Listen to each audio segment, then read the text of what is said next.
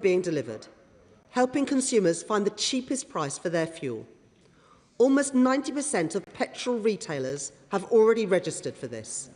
And last week, I instructed my officials to accelerate the integration of the cheaper fuel finder with MAP applications. This week, I am meeting with petrol forecourt operators, and I will not hesitate to call out retailers who fail to provide data to the fuel finder. I am clear that the best way to keep prices at the pump low is rapid de-escalation, and I will continue to monitor prices as the situation develops. I have also asked the Competition and Markets Authority to be vigilant across prices, including essentials like road fuel and heating oil. Let me be absolutely clear. I will not tolerate any company exploiting the current crisis to make excess profits at consumers' expense. I am proud to be the Chancellor that is delivering the biggest uplift in defence spending since the end of the Cold War. And I am committed to giving our military the resource that they need. That is why I can confirm today that I approved access for the Ministry of Defence to the Special Reserve to deploy additional capabilities in the Middle East, meaning that no net additional costs of these operations will be funded by the MOD, but instead will be funded by the Treasury. Mr. Speaker, Madam Deputy Speaker, we don't yet know how long the conflict will last or what further action will be required.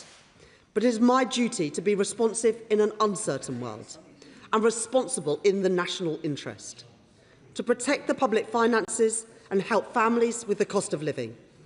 That is what the Prime Minister is doing. That is what I will continue to do, and I commend this statement to the House. Shadow Chancellor Melstride. Thank you, Madam Deputy Speaker. And can I thank the Chancellor for advanced sight of her statement and add our firm support for our armed forces. Madam Deputy Speaker, as the Chancellor has made clear, these are very serious and concerning times, and the developments in the Middle East are already having profound consequences for our economy. Oil prices have surged above $100 a barrel for the first time since the 2022 energy crisis. That alone is enough to have huge knock-on effects for households and businesses. Families filling up their car will already have noticed petrol prices increasing. Fixed-price energy tariffs have either been increased or pulled from the market. So we are already seeing British households worse off as a result of this conflict. I'm grateful to the Chancellor for updating the House on the meetings with other G7 finance ministers, and I welcome her commitment to support action to ease pressure on global supply by using strategic oil reserves. That, however, will only go so far. As the Chancellor said, the longer this conflict continues, the more likely it is that we will see a sustained period of higher prices. Of course, that in turn will also have implications for interest rates and for our cost of borrowing. The longer this lasts, the more likely it is that higher inflationary expectations become anchored. If that happens, monetary policy will need to adjust accordingly, which may mean higher mortgages for homeowners who have only just begun to see some relief. And of course, gilt markets have already been responding to these events, which could mean that forecasts we were given just last week from the OBR end up looking very, very different. We must continue to monitor developments closely. But, Madam Deputy Speaker, where we on this side of the House clearly differ with the Right Honourable Lady is in her approach to the economy in the run-up to this crisis. Her gross mismanagement has left us far more vulnerable than would otherwise have been the case.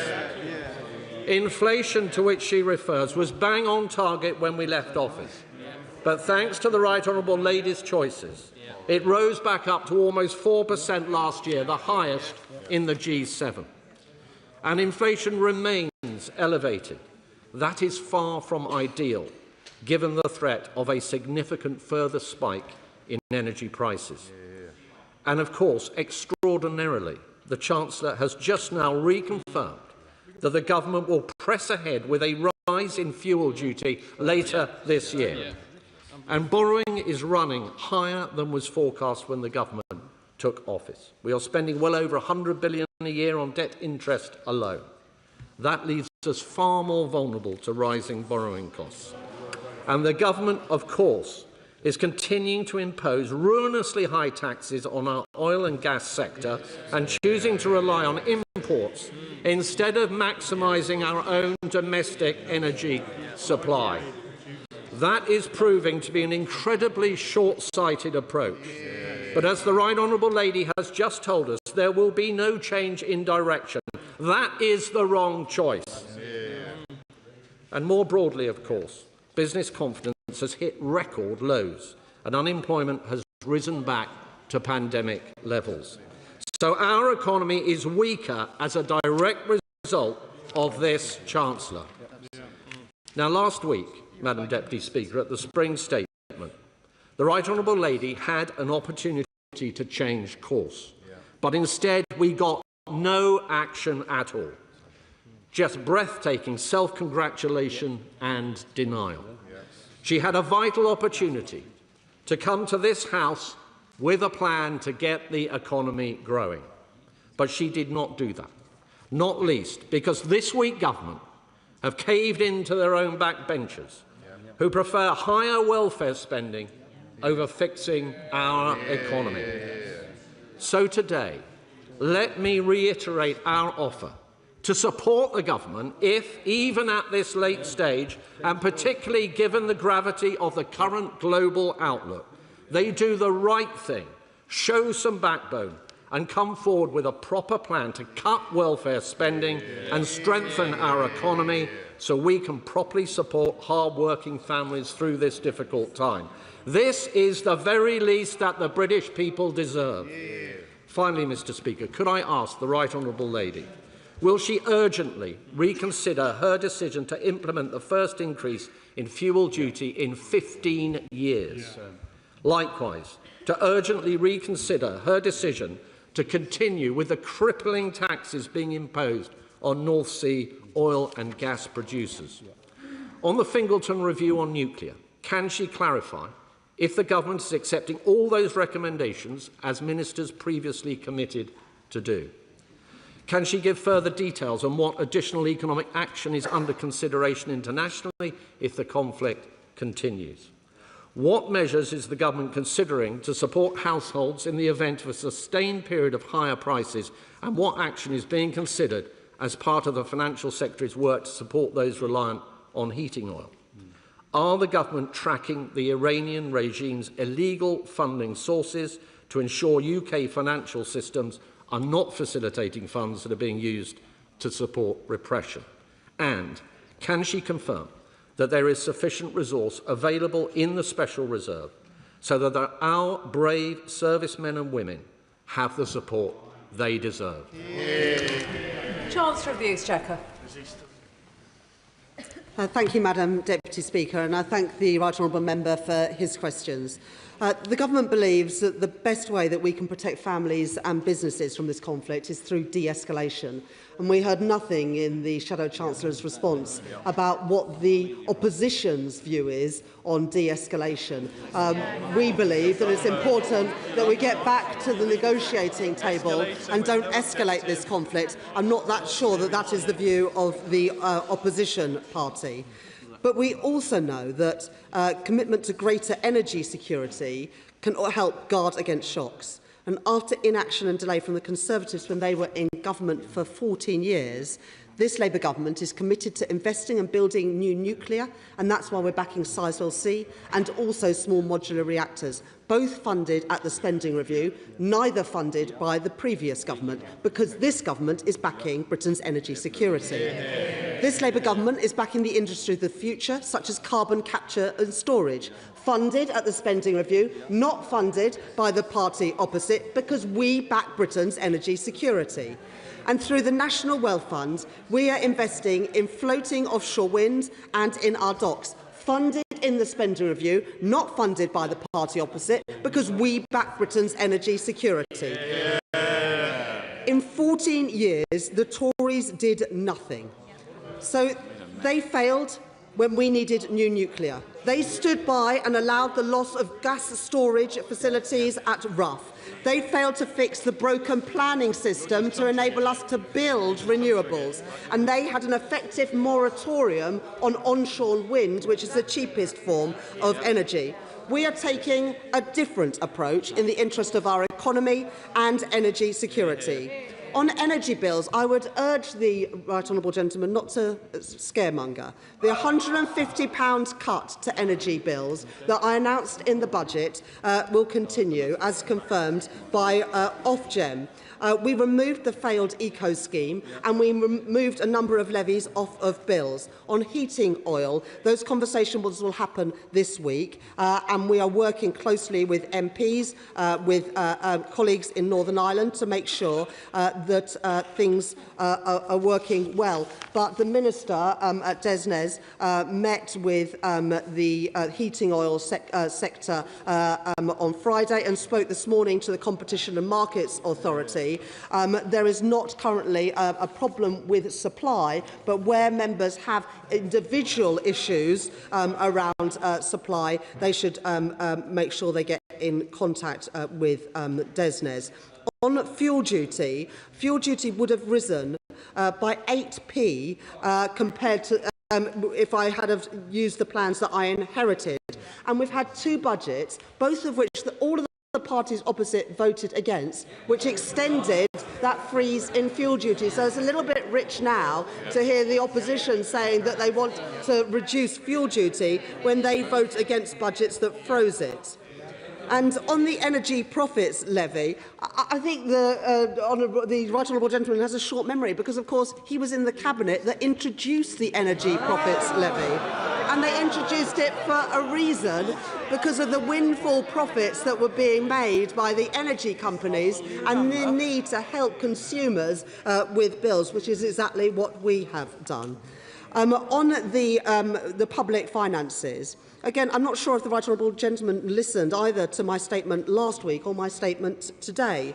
The deficit has reduced from 5.3% to 4.2% of GDP. It's the first time in 6 years that the budget deficit has been less than 5% of GDP. And in fact, in the 14 years that the Conservatives were in office, borrowing was higher than the G7 average. It is now lower than the G7 average, and it's coming down in every year of this Parliament. And on inflation, I'm not going to take any lessons from the party that took inflation to more than 11%.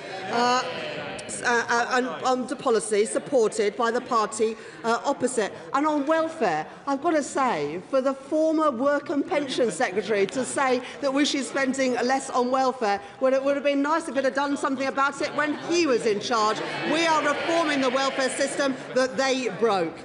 And on Finkleton, we commissioned the Finkleton review because we are determined to build nuclear power, unlike the party opposite. On oil reserves, we have 90 days' worth of reserves of oil imports, and as confirmed by the G7 today, we will be making further announcements of that. On gas reserves, it was the party opposite that closed the storage facilities at Rough, and National Gas have confirmed today that our gas reserves are at a comparable level to last year and the year before that, and that the numbers being reported are utterly misleading because gas comes from a number of sources. It comes from the interconnectors, it comes from liquid natural gas, and it comes from our storage facilities. So again, I would really rather that the party opposite didn't scaremonger when people want certainty. On money laundering, of course, we have the very strictest rules around money laundering, and on the special reserve for defence, of course, we will make sure that the Ministry of Defence has all the money it needs for providing the support for our armed forces. Chair of the Treasury Select Committee, Dame Meg Hillier. Thank you, Madam Deputy Speaker. Madam Deputy Speaker, my right honourable friend is right to focus on the cost of living and de-escalation in the Middle East.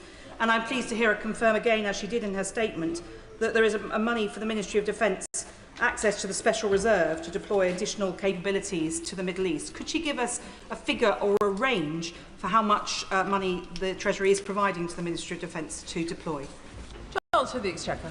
It wouldn't be right to disclose that sort of information, but as I said, we will provide all the support that is needed for our operations in the Middle East. Liberal Democrat spokesperson Daisy Cooper.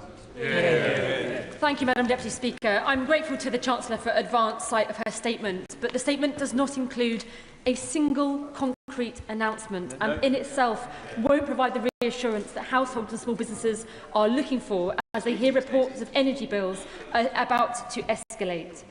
Last week, the Liberal Democrats asked the Chancellor whether she would consider scrapping the planned 1p increase in fuel duty due in September. Could the Chancellor confirm whether that option is still on the table and that it has not been ruled out? Last autumn, we Liberal Democrats called for a new energy security bank to roll out low-interest loans to households and SMEs. We welcomed the government's Warm Homes plan in January, but can the Chancellor confirm that it could be extended from 5 to 10 years, that it will have a greater emphasis on home insulation, and for small businesses, could their investment in energy-saving measures be excluded from business rates calculations? Madam Deputy Speaker, in the long term, we need energy market reform. Can I urge the Chancellor and her government to intervene to stop these unpredictable fluctuations in the gas market? We need to urgently develop a plan to de-link gas and electricity prices and move expensive old renewable subsidies from the Renewables obligation to the much better and cheaper contracts for difference model.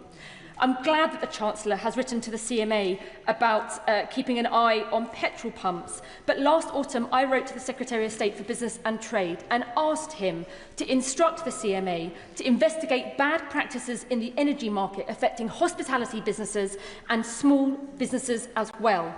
The Federation of Small Businesses and UK Hospitality have also asked for this investigation. 6 months on, it still has not happened. Can the Chancellor please confirm that she will speak to the Secretary of State for Business and Development? And finally, Madam Deputy Speaker, on rural homes, we know that off-grid homes rely on oil. They are seeing prices going up already as panic buying spreads. I'm grateful that the Chancellor has indicated there will be a meeting on Wednesday. Could the Chancellor also then confirm that there will be an announcement forthcoming by the end of this week? Thank you. Chancellor. Thank you, Madam Deputy Speaker. The Honourable Lady talks about energy security, but she has never once acknowledged her party's failure when they were in government.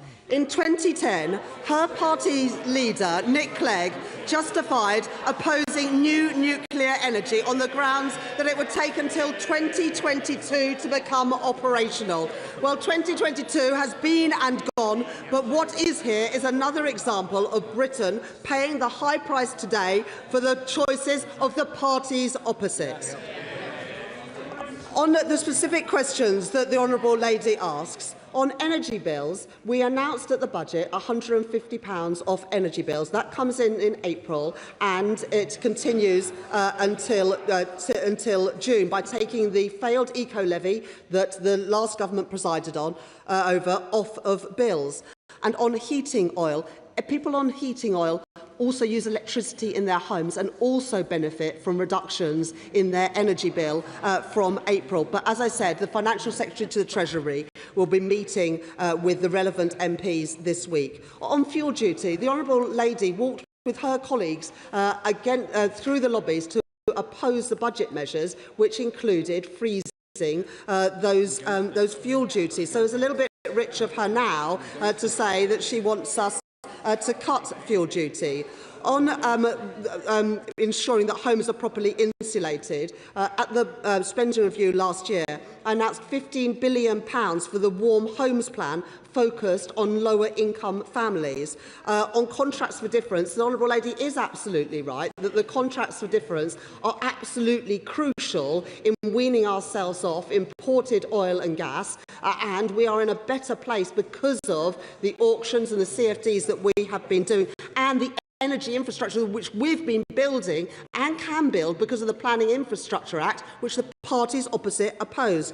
And finally, on the Competition and Markets Authority. As I said in my statement, they've got an important role in ensuring that markets are functioning properly on heating oil, on petrol forecourts and for small businesses, and we will make sure that they fulfil that role in making sure that people are not overcharged for the energy that they use.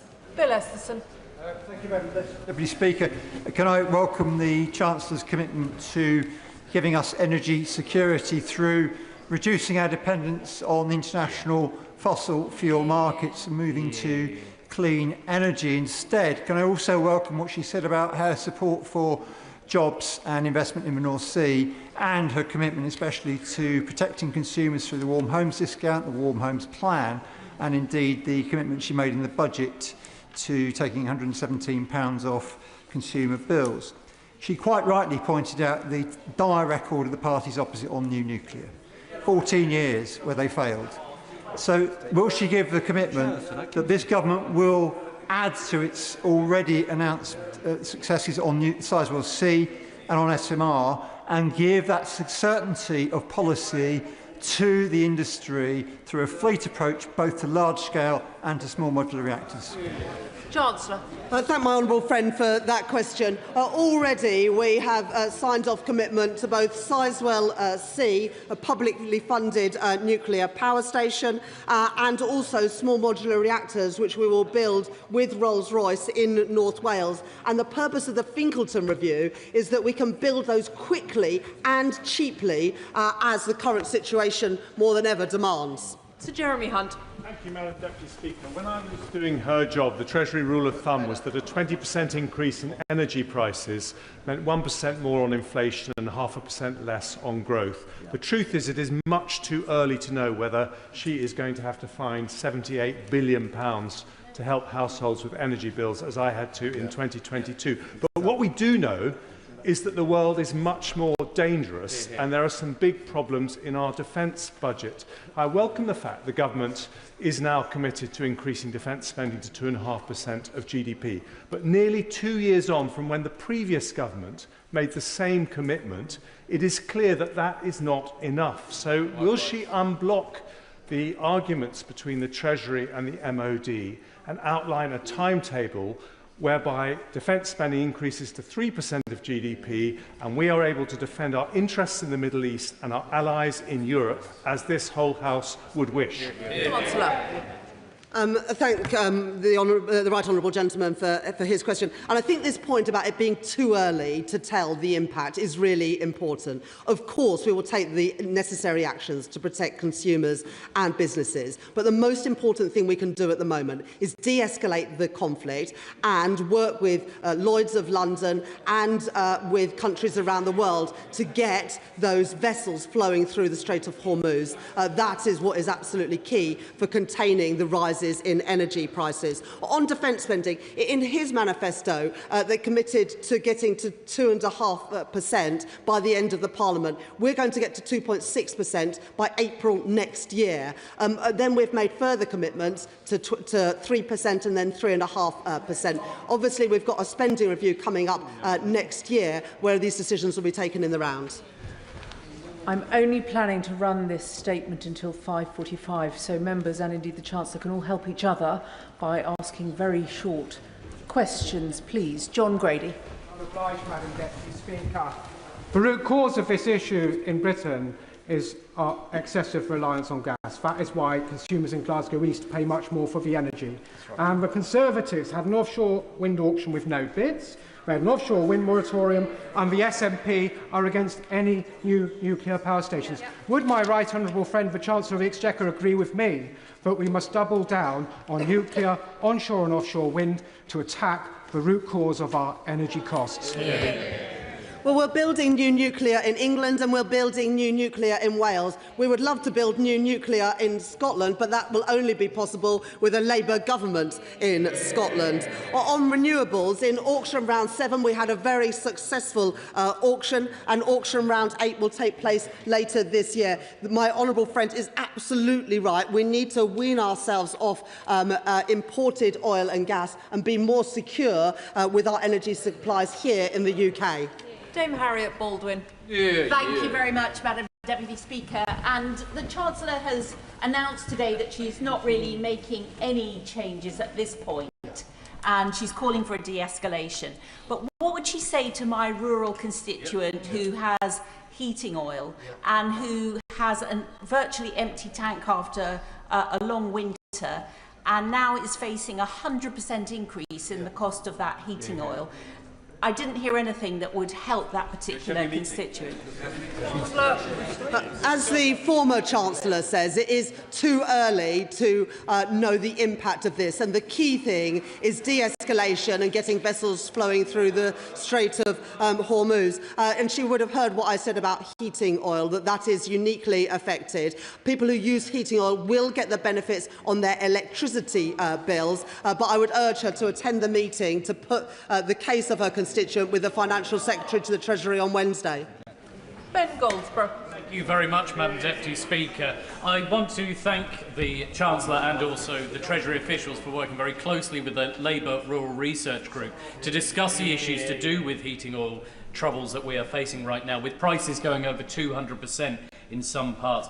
Can the Chancellor elaborate more on what action will be taken with the Competition and Market Authority to make sure that we're protecting our consumers from these price gouging effects that are going on?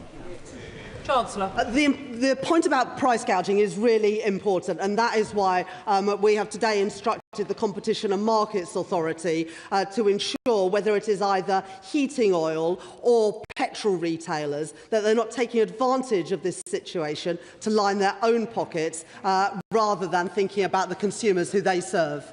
Chris Coughlin. Speaker, the last week has underlined our perilous national security situation and the potential risks to growth. Does the Chancellor agree that now is the time to raise defence spending to 3% of GDP, perhaps funded by borrowing with our European Canadian allies to reassure bond markets, both to drive growth and protect our national security? Chancellor. I've got huge respect for the honourable gentleman who's on the Treasury Select Committee, but his party has opposed every increase in taxes that we have brought in to be able to better fund our public services, including higher defence spending. And, you know, like me, he will look at what's happening in financial markets. I'm not convinced this is the time to unleash more borrowing on markets. That's what Liz Truss tried, and look where it got us. Luke Murphy. Thank you, Madam Deputy Speaker. Can I welcome the Chancellor's statement, particularly the focus on energy security and our plan for homegrown clean energy? It has been astonishing since the election to hear that the Conservatives' lessons from the Ukraine crisis was that we needed to be more dependent on international fossil fuels, costing £78 billion, as the former Chancellor just said. The Chancellor mentioned the electricity generator levy. I just wondered if she could tell the House at how and when that would be activated. Chancellor.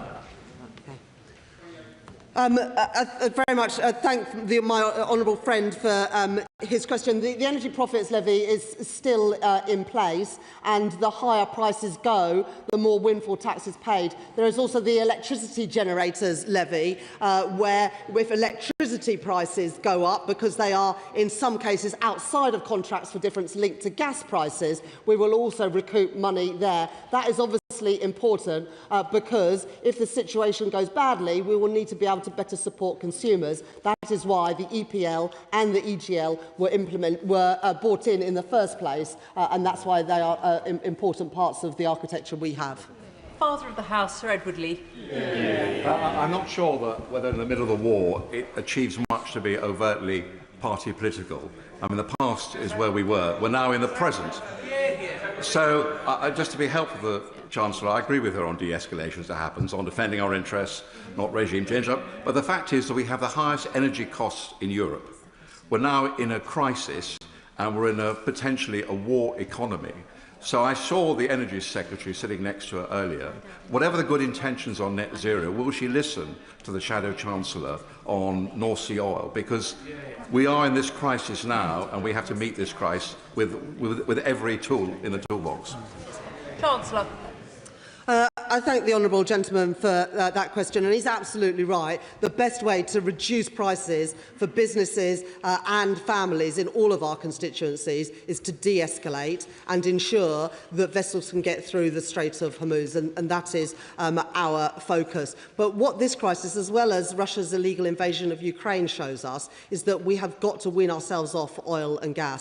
We are better placed now than we were when Russia invaded Ukraine, because we get more of our electricity through contracts for difference than we did then, and we are less reliant on gas prices to set our overall energy prices. But this shows that we need to do more to invest in both nuclear and in homegrown renewables, so we are not so reliant on imports. But as I said in my statement, I met with the North Sea oil and gas leaders last week to talk about how we can support them during this time to make sure that we have access to the reserves that we need. Jim Dixon. Thank you, Madam Deputy Speaker. Can I thank the Chancellor for her statement? It's vital for residents in Dartford and across the country that they know that the government has their back when it comes to fuel bills going forward. Does the Chancellor agree with me that the economic stability that she set out last week in the spring statement means that the economy and consumers are much less vulnerable to the price shocks coming from the Middle East than they would otherwise be? We are in a better position than we were when Russia invaded Ukraine for two reasons. First of all, because of our macroeconomic situation. For the first time since 2019, our deficit is below 5% of GDP. It came down by 1 percentage point of GDP just this year, and the OBR forecasts that it falls in every year, which gives us a bit more of a buffer. And of course, I set out how the headroom against the fiscal rules, both the stability rule and the investment rule, had increased at the spring forecast compared to the budget. But the other way in which we are better prepared is that more of our electricity comes from contracts for difference, which are not linked to the volatile and rising gas prices. That means that bills will be less affected. But I'll just come back to the point, it is de-escalation that will have the most impact on my honourable friend's constituents in Dartford and elsewhere in getting their bills down. Kirsty Blackman. Families are already struggling with the ongoing cost of living crisis, and the Chancellor has failed to bring down energy bills in the way that was promised in the manifesto. As prices continue to soar and international events cause people real anxiety as they're looking at these situations, they're already struggling, they're already feeling the squeeze in the cost of living as more than they ever have before. Will she now recognise that this is a crisis for families, and will she put in real support to help families through the cost of living crisis? Chancellor. I'll just say with respect to the honourable lady, on the 1st of April, energy prices will fall by an average of £117 because of the action that I took in the budget. It will be frozen at that point until the end of June. And as the former Chancellor and other members have said, the most important thing we can do now is de-escalate the crisis. But if the honourable lady really believes in energy security, she should back Labour's plans to invest in nuclear energy, including the jobs that would create in Scotland. Gareth Snell. Thank you very much, Madam Deputy Speaker. I welcome the Chancellor's announcement, reiteration of the extension of the supercharger scheme, but she will know that that only really helps 10% of energy-intensive industry in this country, and in particular those that are electro-intensive. So with the price per firm in gas pretty much double what it was last week, is she able to set out what help might be available for gas-intensive industry and those electro-industries that aren't in the supercharger scheme? And if the de-escalation doesn't come, that we all hope it does, will she agree to meet with those energy-intensive industries to see how those that are impacted by gas prices can get some immediate relief? Chancellor.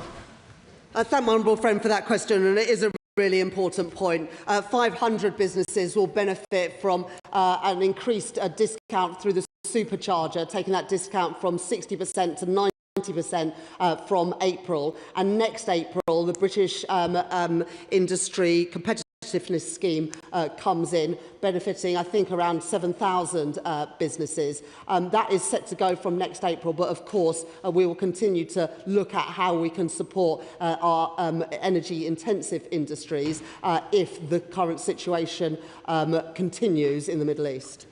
John Glenn. Thank you, Madam Deputy Speaker. Given it was promised at the start of June last year, when will the Chancellor sign off on the Defence Investment Plan? Chancellor. Well, thank the honourable gentleman for that question. I have huge respect for him for the time he spent at the Treasury. As the honourable gentleman knows, the previous government committed to get to 2.5% by the end of this Parliament. We're committing to bring that forward, and by April next year, we will be spending 2.6% of GDP. We will set out the Defence Investment Plan based on the strategic defence that review that we did, and of course the previous government didn't even bother to do a strategic defence review. Sam Rushworth. Thank you, Madam Deputy Speaker. I've already got constituents in places like Weardale, Teesdale and Gornless Valley who are paying double for their heating oil to what they would have paid a week ago, and some of them simply can't afford to fill up their tanks. Thanks to the fiscal headroom that this Chancellor has created, there is money in the system to support them. Will she look at things like fixed-term payments in the short term, but also in the longer term, perhaps an expansion of the Warm Homes grant to help them to transition to cheaper forms of fuel? Chancellor. I thank my honourable friend for that question. As I set out in my statement, we put £15 billion into the Warm Homes plan at the spending review last year to better insulate people's homes and help them to move to cheaper forms of energy. But I do recognise the immediate problems around heating oil. That's why I've asked the Competition and Markets Authority to look at price gauging, but also why the Financial Secretary to the Treasury will be meeting with MPs, and I hope that on behalf of his constituents in Bishop Auckland, he will be there next week, on Wednesday. Sarah Dyke. Deputy Speaker, since the outbreak of the conflict in the Middle East, heating oil prices have increased by over 100%. It's a harsh reminder that relying on volatile fossil fuel markets leaves households financially vulnerable. Many rural households off the gas grid, like Julian from East Lambrook, aren't protected by the energy price cap. So does she agree that this is unfair on rural communities? And will she take steps to develop a mechanism to protect these householders from damaging global fossil fuel price shocks? Chancellor. The first thing I would say to her and also to her constituent and other constituents that almost every house will use electricity for turning on the lights, and they will benefit from some of these changes that come in on the 1st of April. 4% of households in Great Britain rely on heating oil. It's more than 60% in Northern Ireland. We do recognise the unique situation here. The increase in the price in the last few days does not reflect market conditions, which is why we've asked the Competition and Markets Authority to urgently look at extortionate prices and also ensuring that supply remains stable, because there is enough heating oil available, but what we don't want is people to be priced out of it. Matt Rodder. Thank you, Madam Deputy Speaker. Could I welcome the Chancellor's statement and thank her for the work that she's doing to reduce the dependence on fossil fuels. Could she say a little bit more about the long-term work she's doing to increase grid capacity and to change the planning system to help invest in new nuclear and in solar? Chancellor. I thank my honourable friend for that question.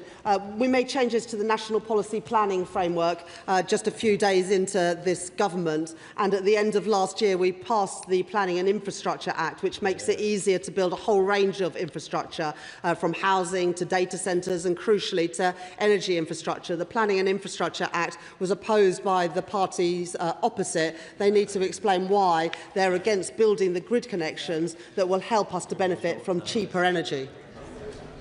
Martin Vickers. Thank you, Madam Deputy Speaker. I agree with the Chancellor that de-escalation is desirable, but the fact is this conflict is likely to go on for many months.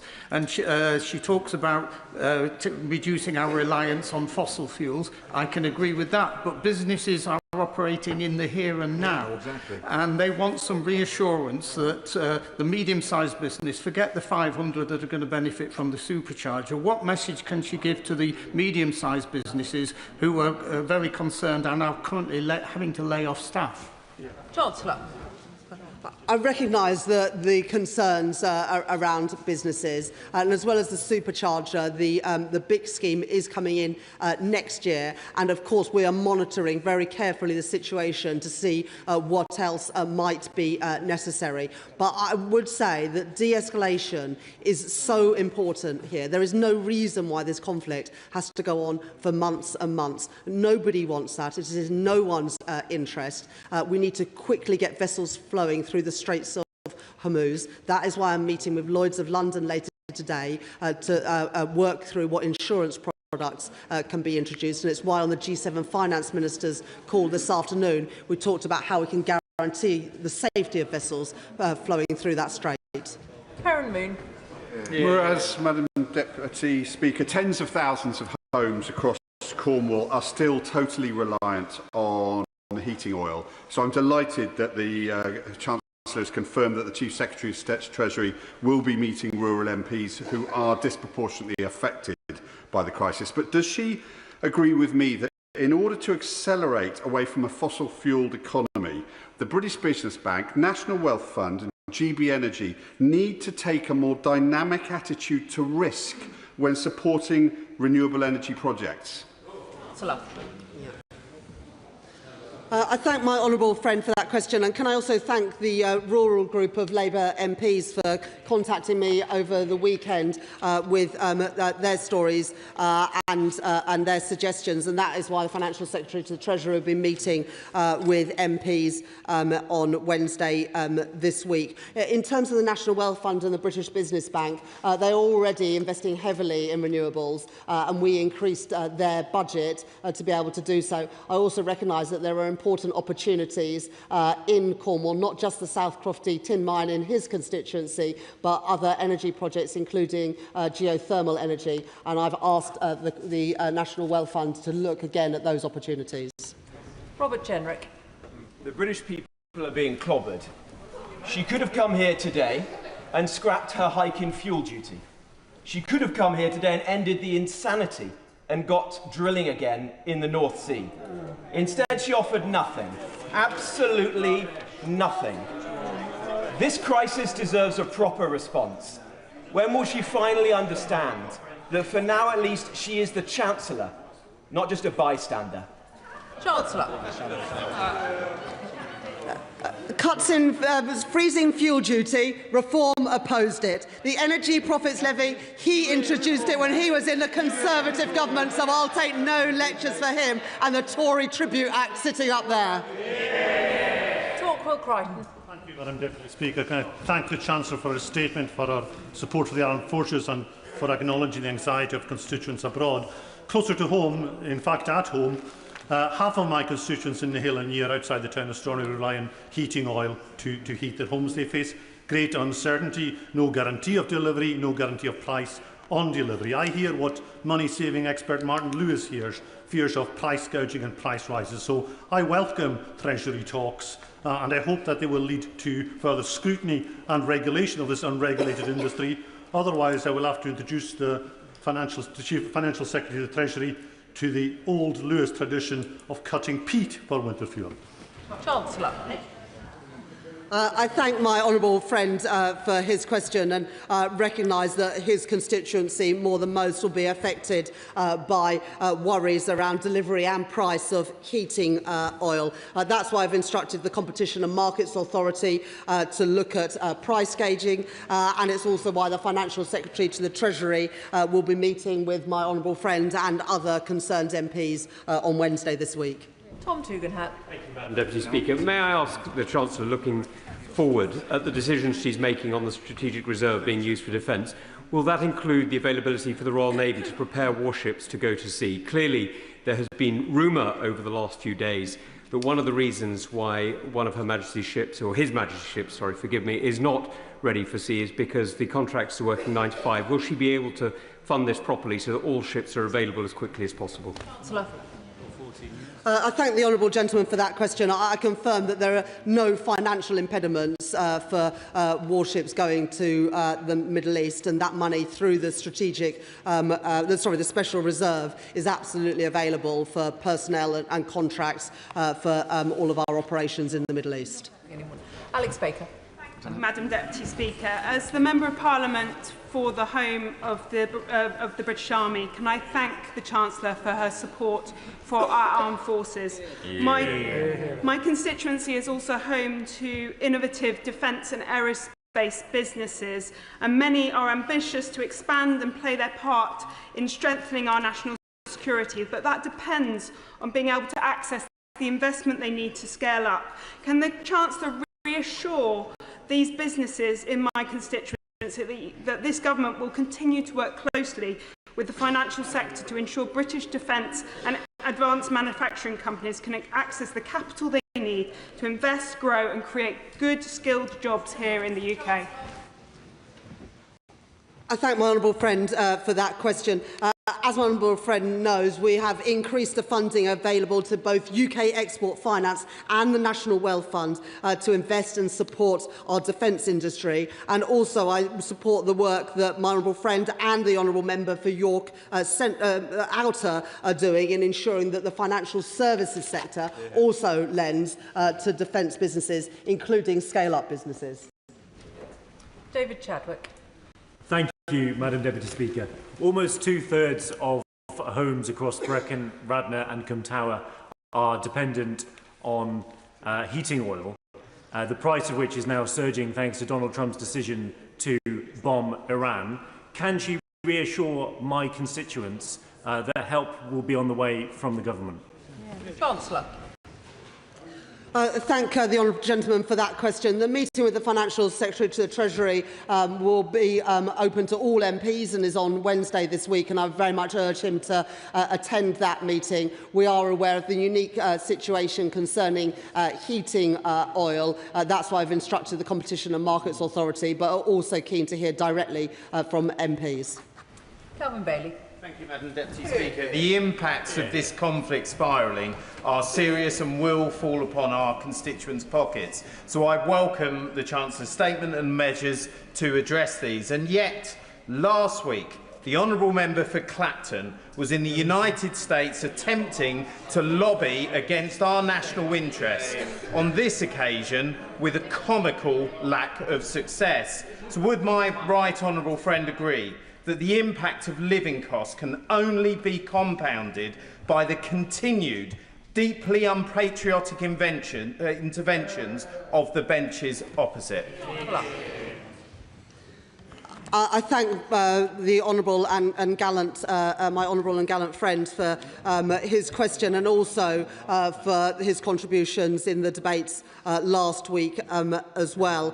And my honourable and gallant friend knows how important it is to de-escalate, because it is our armed services personnel who would be the front line of any escalation of the crisis. And de-escalation, of course, is also in the interests of all of our constituents, whether it is on heating oil, the price paid at the pumps, or indeed on their mortgage rates. And that is why this government is putting all of our diplomatic efforts into de-escalating this crisis and reopening the Strait of Hormuz. Simon Hall. Thank you, Madam Deputy Speaker. As heating oil prices go up and petrol prices go up in rural North Dorset, my constituents are hearing the Chancellor echo one of her predecessors, I think, effectively saying, crisis, what crisis? She needs to, I think, actively get a grip on this. Motorists in rural areas use their cars because they have to. The vast majority of them are off-grid. They have no alternative to keep warm other than using heating oil. This is a crisis in costs taking place today, which meetings and letters to the CMA are not going to help or address. Can she confirm? She's mentioned that this meeting has been organised on Wednesday and that invitations have gone out for it. Is it? We don't need the honourable member for Swansea West gesticulating like some string. Order. The question is for. Forgive me. Sorry. Too long. Chancellor. I've got huge respect for the honourable member, and I thank him for his question. As the former Chancellor of the Exchequer says, it is too early to know what the impact of this crisis is going to be. It's why today I met with G7 Finance Minister colleagues, which I'm sure he welcomes, where we discussed the release of the International Energy Agency Strategic Oil Reserve. for example, because what is needed to contain prices for all of our constituents is to make sure that we have the oil and gas on the market that we need, and that is why we are prioritising those diplomatic routes to de-escalate this crisis. Jonathan Davis. Thank you very much, Madam Deputy Speaker. I thank the Chancellor for his statement, because this is not just a worrying time for our national security but for our economy too. I am pleased to hear about the work that's going on with the Competition and Markets Authority in respect of consumers of heating oil. But perhaps I could suggest to her that she has a conversation with her colleagues in Desnes to expedite the £1 billion worth of community energy investment coming through the local power fund and focus that investment as quickly as possible into rural areas like mine in Derbyshire, because if this is going to be a protracted conflict, that's something that could make a difference. I thank my honourable friend for that question, and I put in £1 billion for the Community Investment Fund in local energy schemes in the spending review last year to make sure that communities are more self-reliant for their basic energy needs. That is a lesson from Russia's invasion of Ukraine, and it is also the lesson of this conflict in the Middle East, that we need to be more resilient, more secure as an economy, and that is exactly what we are doing. Ellie Chowns. Thank you, Madam Deputy Speaker. The Iran crisis highlights the urgent need to speed up the UK's energy system transition to clean, green, cheap renewables and energy efficiency. Now, the last time that energy prices went through the roof due to illegal international aggression in 2022, normal people paid the price while huge energy giants raked in billions of pounds in windfall profits. So will the Chancellor guarantee that in responding to this crisis now, she'll do everything possible to protect ordinary households and ensure that no energy company makes profits from this war? I thank the honourable lady for that question. Well, the reason why we have the Energy Profits Levy and also the Electricity Generators Levy is to ensure just that. But if the honourable lady is really serious about energy security and investing in low-carbon energy, I really don't understand why her party opposes the planning reform so we can build the grid infrastructure, and opposes both small modular reactors and also new nuclear in Suffolk. All of those things add to our energy security and reduce our reliance on fossil fuels. Why do the Greens oppose it? Tom Hayes. Thank you, Madam Deputy Speaker. I respect the Conservatives opposite, who are calling for de-escalation, but they need to have a word with their leader, who wanted to sign Britain up to a war of choice with changing goals and no clear timescales, thereby contributing to the chaos and the worsening cost of living crisis. The Chancellor has a plan, and we're seeing inflation, interest rates and government borrowing falling as a result. Will she commit to keeping to that plan, to keep bringing down borrowing so that the country can live more within its means and get rid of the awful inheritance left by the Conservatives? Yes, last week's spring forecast from the Office for Budget Responsibility showed inflation coming down, borrowing coming down and debt coming down. Our economy is fundamentally strong, but we all need to see a de-escalation of this conflict and the reopening of the Straits of Hormuz to ensure that our constituents continue to benefit from falling energy bills and falling interest rates, and that is why we're so focused on the diplomatic efforts. Sir Oliver Dowden. As the Chancellor has repeatedly said, at the root of the current economic crisis lies the closure of the Straits of Hormuz. So what conversations has the government had with the Trump administration, both about insurance, but more importantly, about deploying UK military assets to secure the reopening of the Straits? And would she agree with me that a more robust approach might reassure our friends and allies in the Gulf, who invest so much in the United Kingdom, and where our presence has been noted in its absence? I thank the honourable gentleman for that question. There are two things that are needed to reopen or effectively reopen the Strait. The first is security for vessels passing through it, and that will require a cross-country action involving, of course, the US, but also the UK, France, and we all stand ready to do that, and that was one of the things that we discussed on our G7 finance ministers call today. But once that is provided, we also need to make sure that there are appropriate insurance products in place. We're working again with Lloyds and with the US administration. We are the global leader in maritime insurance, and so we've got an important role to play to ensure that those vessels are properly insured once they do start to move again. Josh Newbury. Thank you, Madam Deputy Speaker. The Chancellor has taken decisive action to bring down energy bills, but as she noted, those who rely on heating oil are often the most exposed to sudden price shocks. Even in my fairly urban constituency, there are hundreds of households in this position, and some have been in touch with me because the cost of heating oil has doubled in a week due to the effect of the Iran conflict. So as the Chancellor works to shield the British public from the economic fallout, will she make sure households on heating oil are protected from the shocking increases we're currently seeing? It is important that the players in the heating oil sector behave responsibly and do not seek to profiteer from this current conflict because it is their customers who will lose out, which is why we've instructed the Competition and Markets Authority to guard against that price gouging. I know that he will attend the meeting with the Financial Secretary to the Treasury on Wednesday to make those representations, but the best thing that we can do is to de-escalate and get those vessels flowing to get that oil and gas moving. Helen Morgan. Very much, Madam Deputy Speaker. 1 in 3 households in North Shropshire are dependent on heating oil, and I declare an interest because mine is one of them. People have been in contact with me since last week, concerned about the rapid escalation of heating oil costs.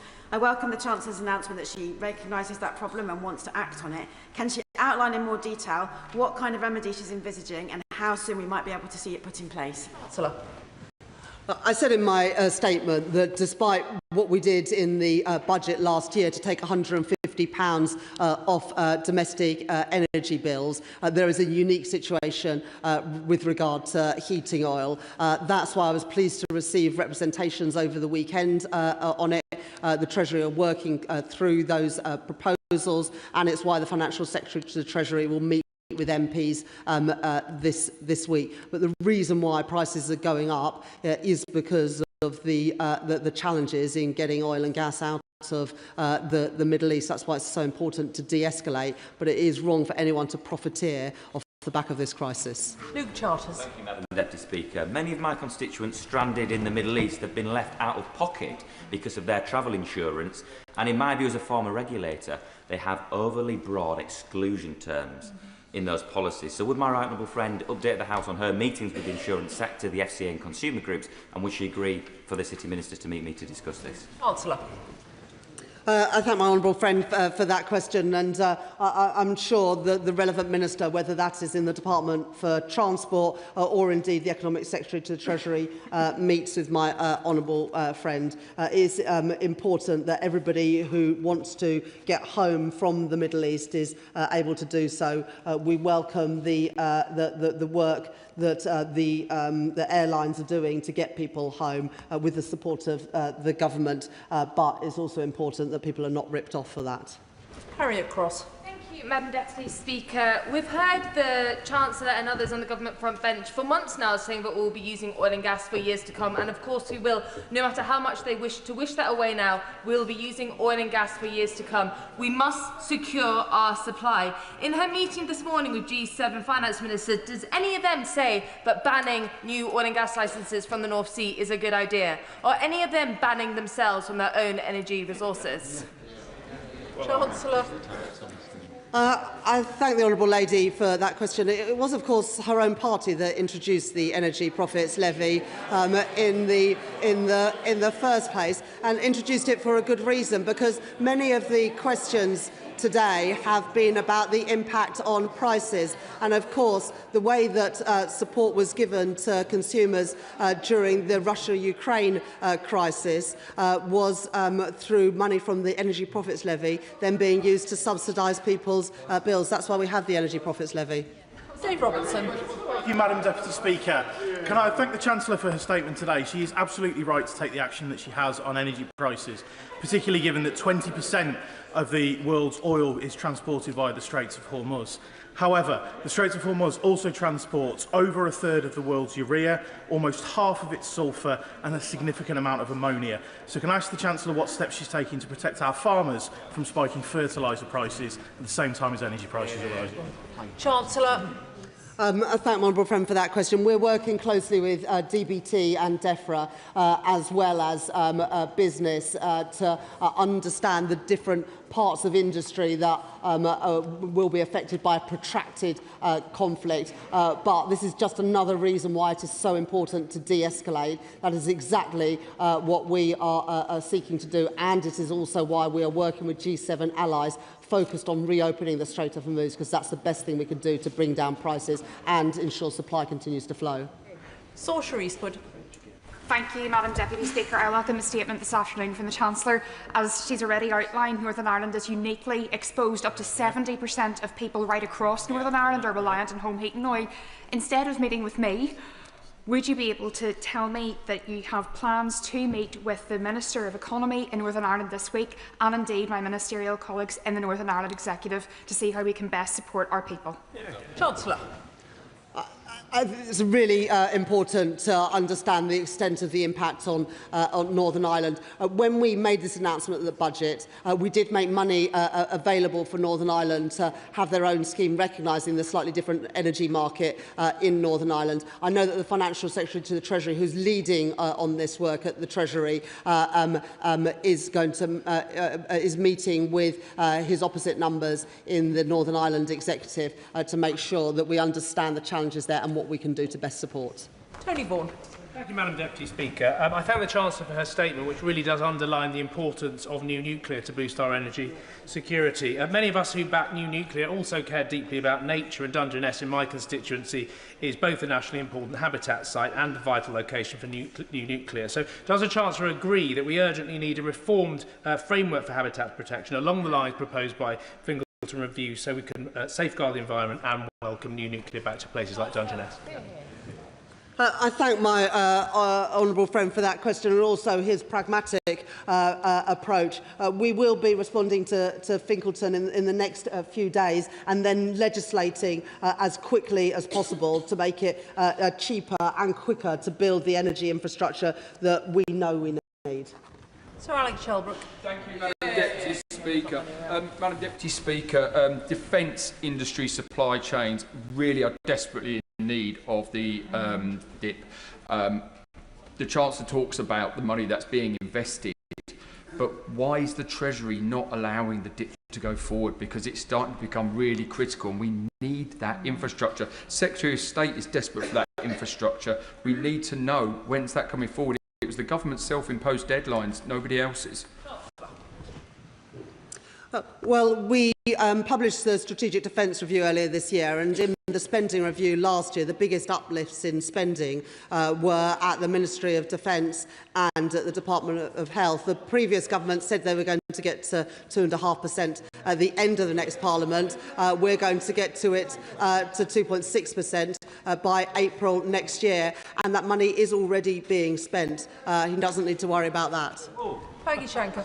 Thank you, Madam Deputy Speaker. I know that my constituents in Derby will be worried about the devastation that they see across the Middle East, and will agree that de-escalation must remain a priority. But they're also worried about the impact on their weekly shopping bills, their petrol prices and their energy bills. Will the Chancellor agree with me that stability for our businesses and local people is absolutely vital given the volatility that we're seeing internationally? Chancellor.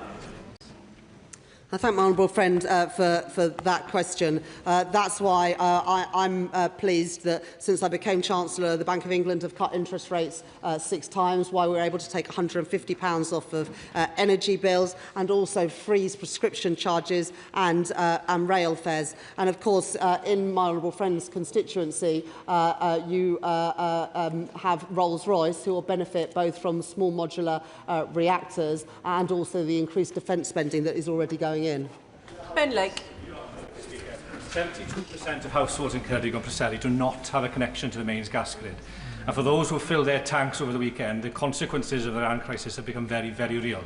For those who are still to do so, they're very anxious to learn of when any potential support that might be agreed on Wednesday will be brought forward. Councillor.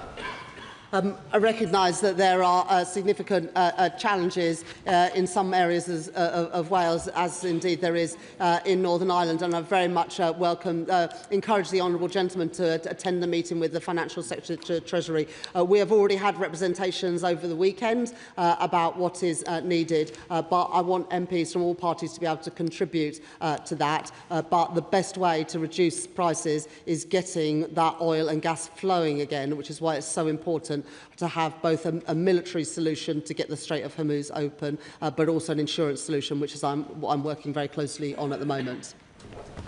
Can I thank the Chancellor for her statement this afternoon, and I'll allow a few moments for the front benches to swap over. I appreciate a lot of members will be disappointed not to have got in this afternoon. I will try to prioritise them in the next statement, if at all possible. Which brings us to a statement from the Secretary of State for Defence. With permission, Madam Deputy Speaker, I wish to make a statement to update the House on the Middle East. And there's a lot to update, and I trust the House will understand. I want to start by praising our armed forces, who are working 24/7 to protect British lives and British interests in the region.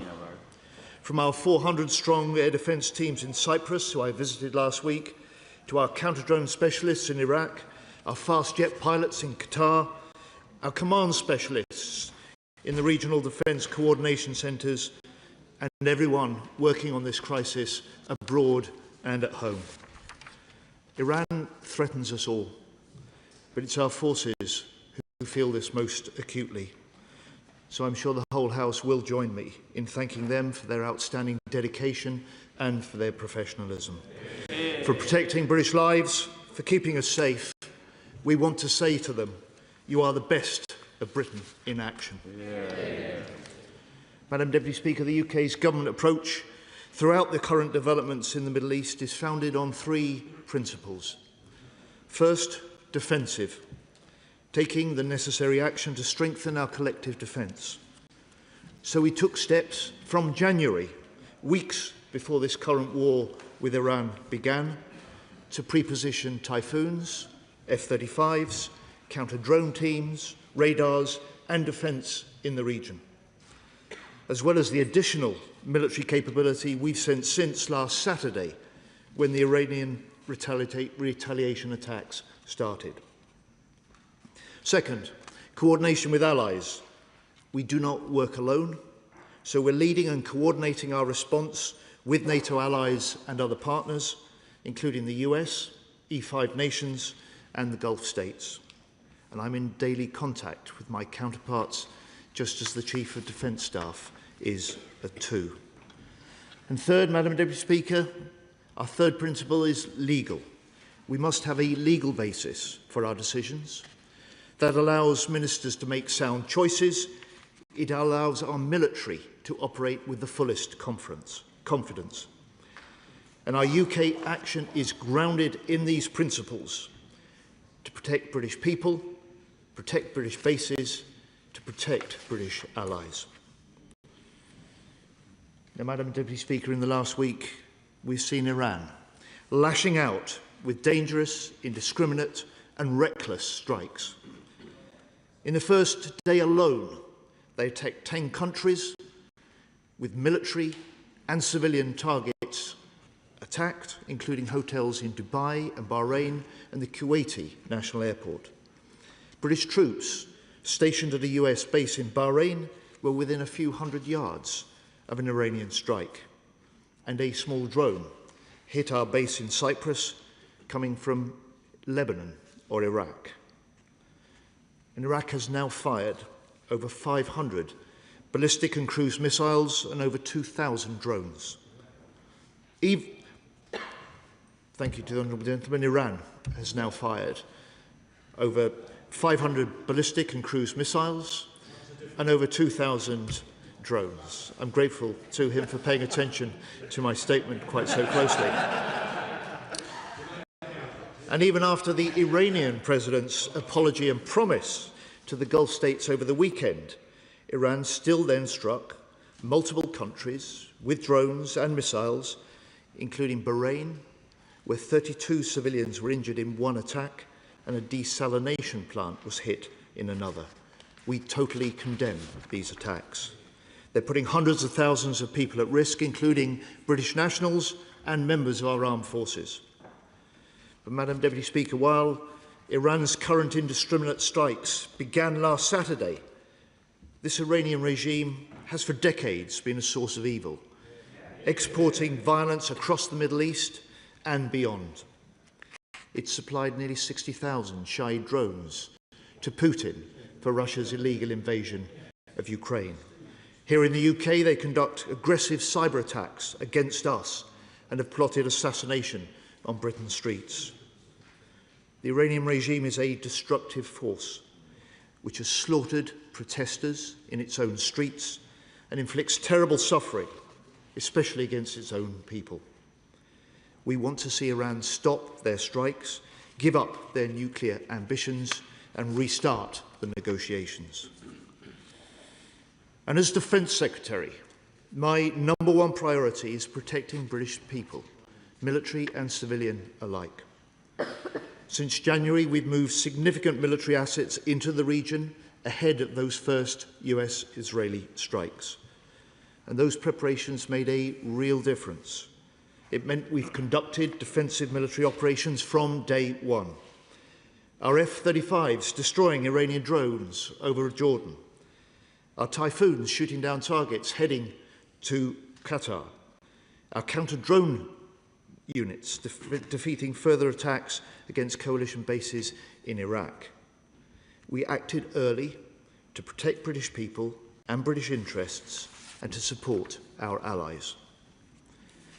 And as the Iranian response became clear from last weekend, we adapted our actions to the changing circumstances, driven at all times by military advice. So that's why we agreed a new US request for the use of British bases at RAF Fairford and Diego Garcia last Sunday. And that's why I committed further resources to the region last week, including 4 extra Typhoons, 3 Wildcat helicopters, a Merlin helicopter and HMS Dragon. And I can confirm today that Dragon will set sail in the next couple of days. And I want to personally thank all those who are working tirelessly, some 22 hours a day, to get that ship ready. Yeah. HMS Dragon will join US air defence destroyers to provide additional protection in the eastern Mediterranean. And Madam Deputy Speaker, let me also provide the House with the following operational update from last night. The UK is now conducting defensive air sorties in support of the UAE. Typhoons successfully took out 2 drones, one over Jordan, the second heading to Bahrain. The third Wildcat has now arrived in Cyprus, and we've now deployed additional RAF operations experts in more than 5 countries in the region, helping coordinate regional military and civilian airspace. And the fragments of that drone that hit Akrotiri are being analysed for foreign military hardware by our experts at DSTL. British pilots have now racked up over 230 flying hours. We have 8 jets in Qatar, including our joint Qatari-British squadron, who are flying in support of regional allies, and we have more jets in Cyprus than any other nation. And I visited our 400-strong air defence teams at our base in Cyprus on Thursday last week. They're there in addition to the 4,000 personnel regularly stationed on the island. I was subjected to the daily air sirens that they face. I saw the impact that Iranian proxy drone had caused, and I asked the Commander of British Forces, General Tom Buick, "Do you need anything more from us back in Britain?" And he said to me, "No, I've been given everything I have asked for. The UK is leading this response to Iranian threats in close coordination with our allies. And Cyprus's head of the National Guard told me last week, our military cooperation has never been closer. And our support is backed up by our NATO allies, including the US, France, Greece and Germany, something I discussed with E5 defence ministers last week.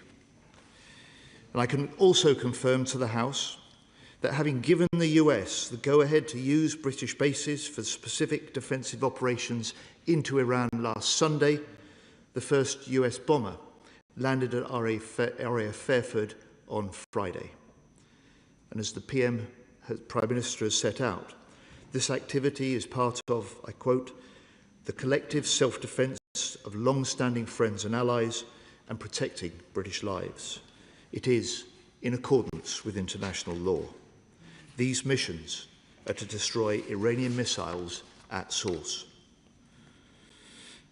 And Madam Deputy Speaker, we are deeply concerned about escalation in Lebanon. Hezbollah is a dangerous terror organisation tied to the regime in Iran. It must cease these attacks against Israel. But we do not want to see Israel expand this conflict further into Lebanon. More than 400 have already been killed and 500,000 displaced by recent Israeli operations. The solution to these problems, to this conflict, must be guided by the Lebanese people and the Lebanese government. And we urge de-escalation and the return to a negotiated process.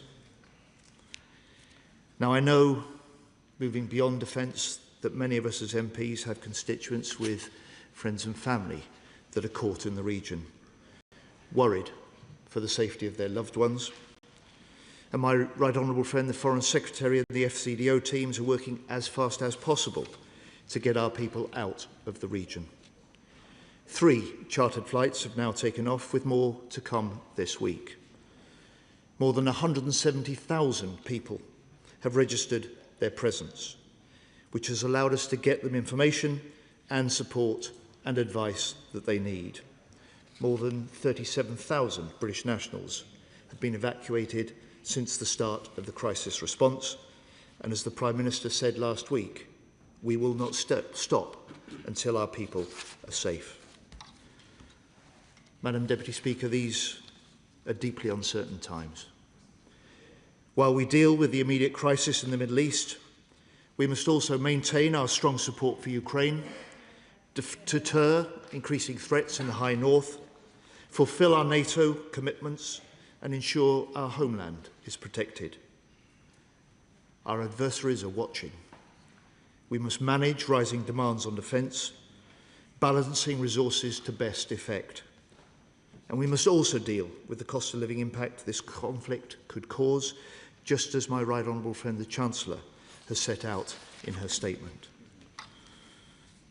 I'm proud of the UK's response, acting at all times in our national interest.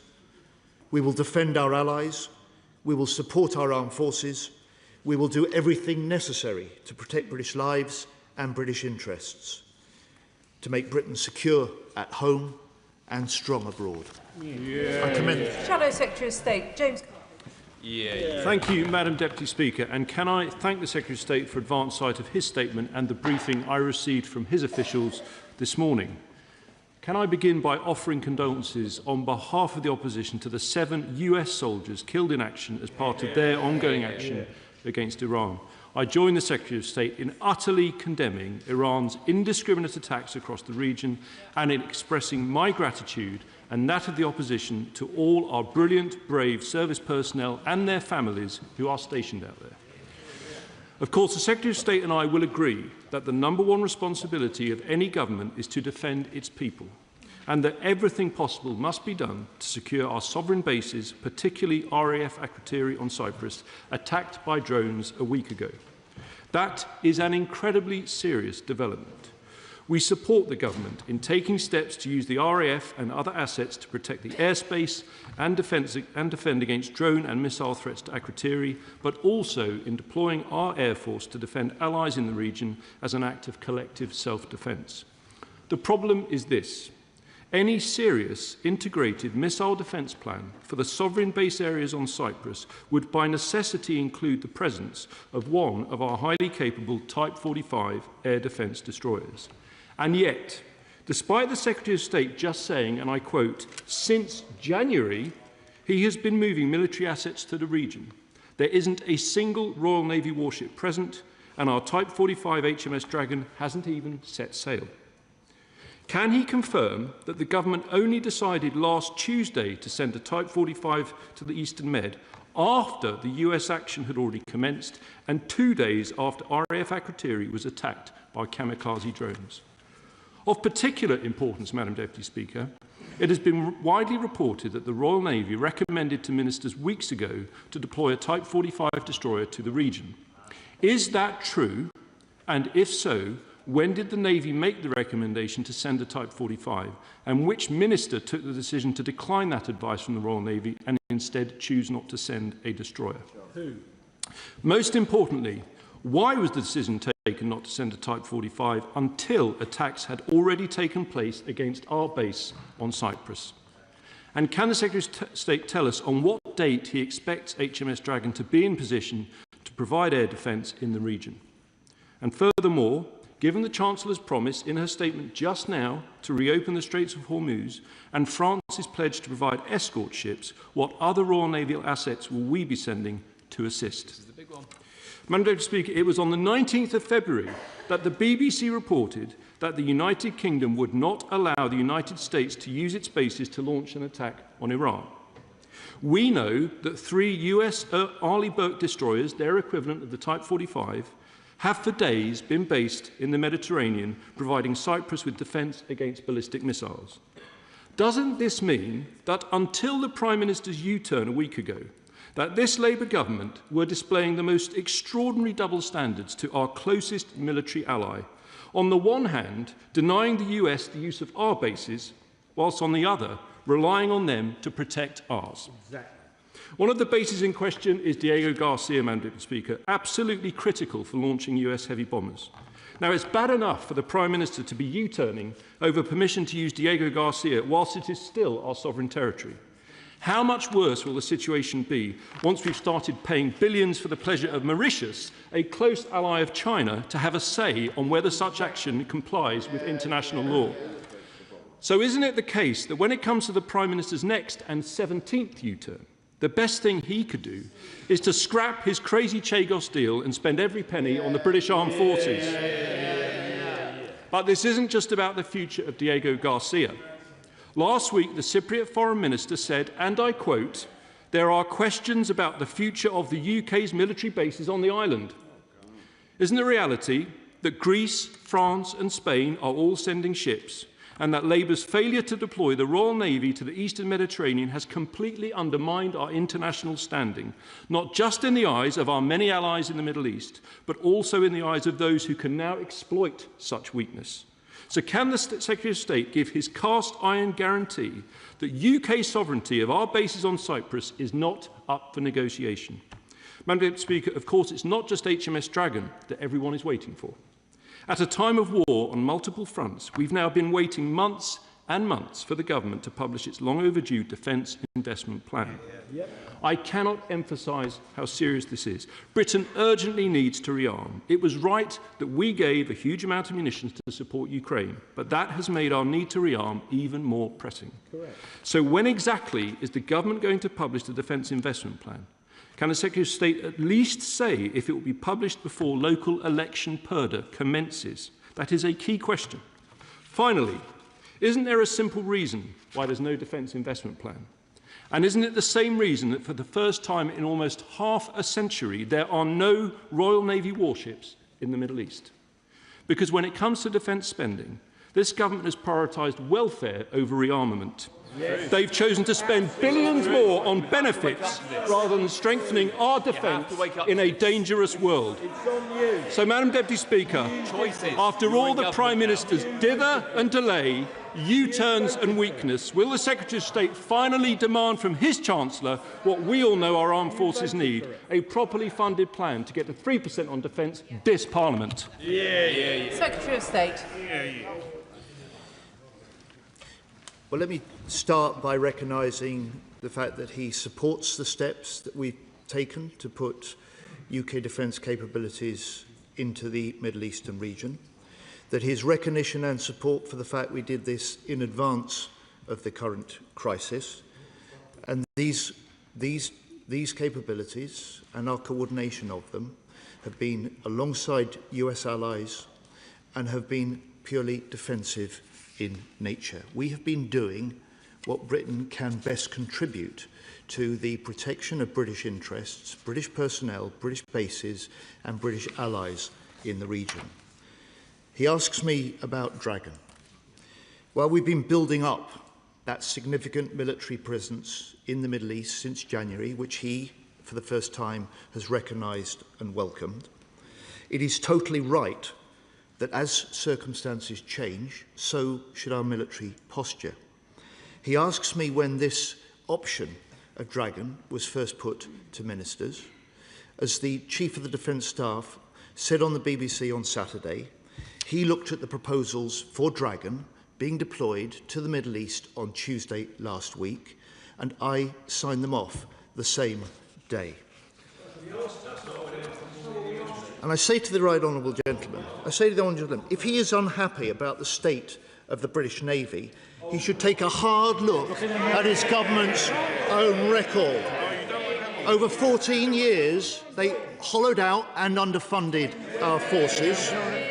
They cut £12 billion from the defence budget in their first 5 years. Total frigate and destroyer numbers were cut from 23 to 17. And in 14 years in government, they didn't order a single new destroyer. Madam Deputy Speaker, we only have Dragon available to go to the Middle East today because the Labour government commissioned it before 2010. And I am proud. I'm proud of the work our military are doing in the Middle East. I reject claims about the response. We've got ahead of the first strikes in the way that we've set. And I've been unable to find any evidence, in public or in this House, of the Shadow Defence Secretary calling at any stage for military assets to be moved to the Middle East before the war began. Indeed, the Shadow Foreign Secretary, barely a month ago in this House, was saying in this chamber, calling for our military, and I quote, to prioritise or repurpose inventory to contribute to NATO's high North missions. He really is proving himself quite an armchair general.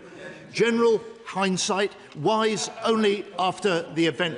And I'm really disappointed. He asks about the dip. We're working flat out to produce that. He asked about defence spending. He cut it. We invested in defence. We're rising, the greatest increase in defence spending since the end of the Cold War. This year alone, we're spending £62 billion on defence. That is £8 billion more than the last year of their government. And I'm really disappointed, and I tell you our forces are disappointed, that he did not stand up and offer an apology for what his leader said on Friday. His leader's claim that British forces in the Middle East are just hanging around is totally wrong and deeply insulting.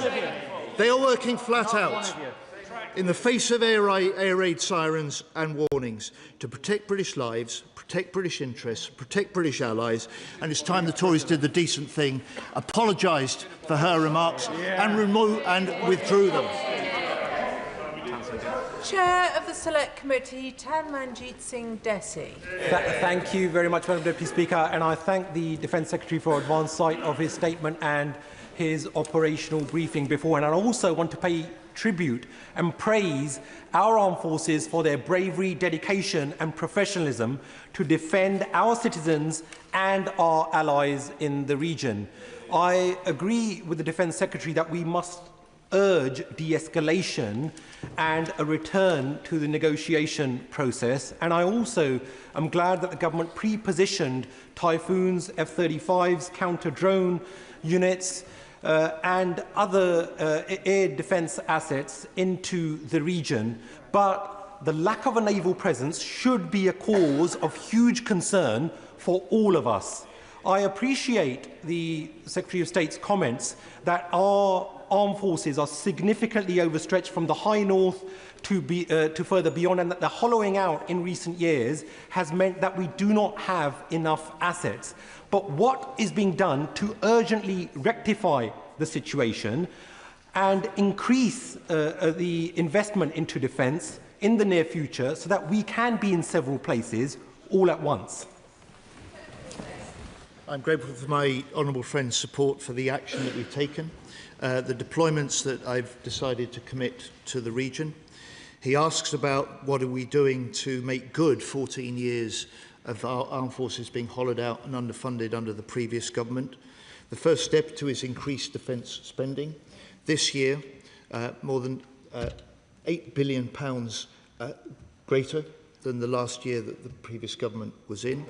£270 billion in this Parliament alone, the single biggest increase in defence spending since the end of the Cold War, and a defence investment plan that will follow up the Strategic Defence Review, a vision and a plan for rebuilding our forces, strengthening our deterrent, integrating our armed forces for the future, and harnessing the accelerating power of new technology, something that I'm grateful to he and his Defence Committee members for supporting and recognising. Lib Dem spokesperson James McCleary.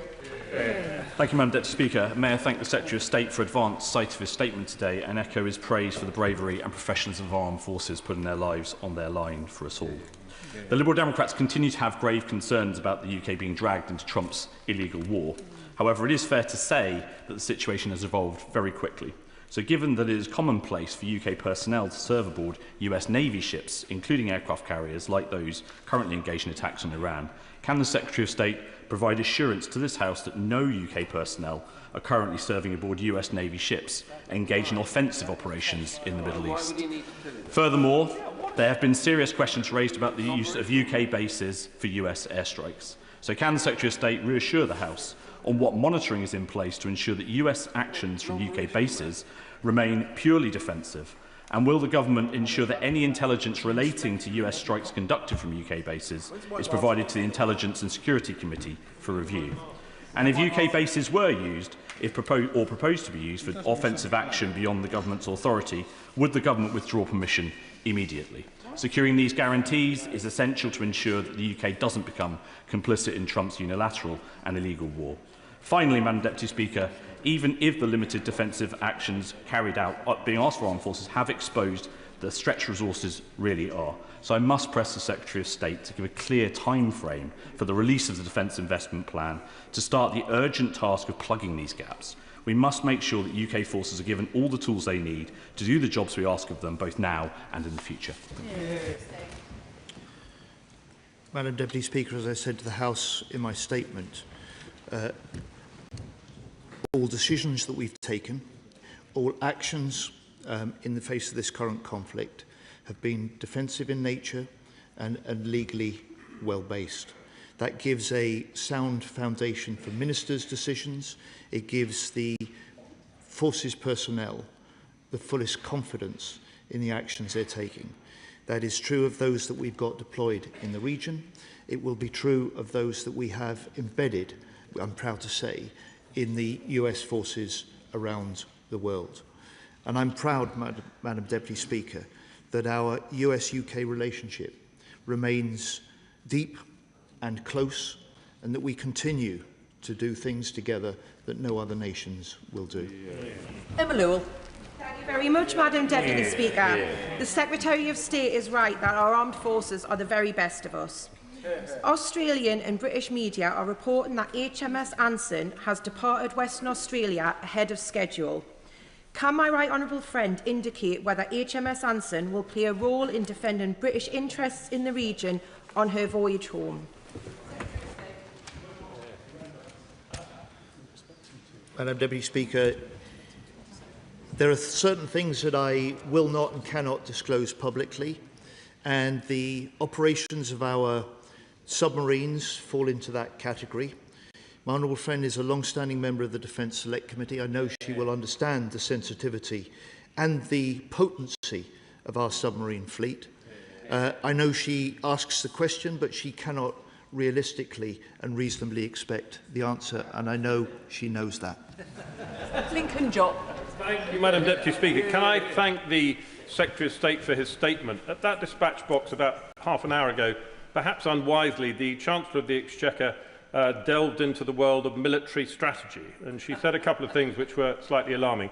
Firstly, she upbraided, actually, the Shadow Chancellor for not calling for the de-escalation of the operations against Iran, and yet the Defence Secretary's own statement only mentions de-escalation when it comes to the situation in Lebanon. So could he just clarify whether he is calling on his American counterparts to de-escalate in Iran or not? And secondly, she said that in order to open the Straits of Hormuz, we would need to support something she called cross-country operations with France and the US, and that we were ready to do that to open the Straits of Hormuz. Could he comment on that too, please?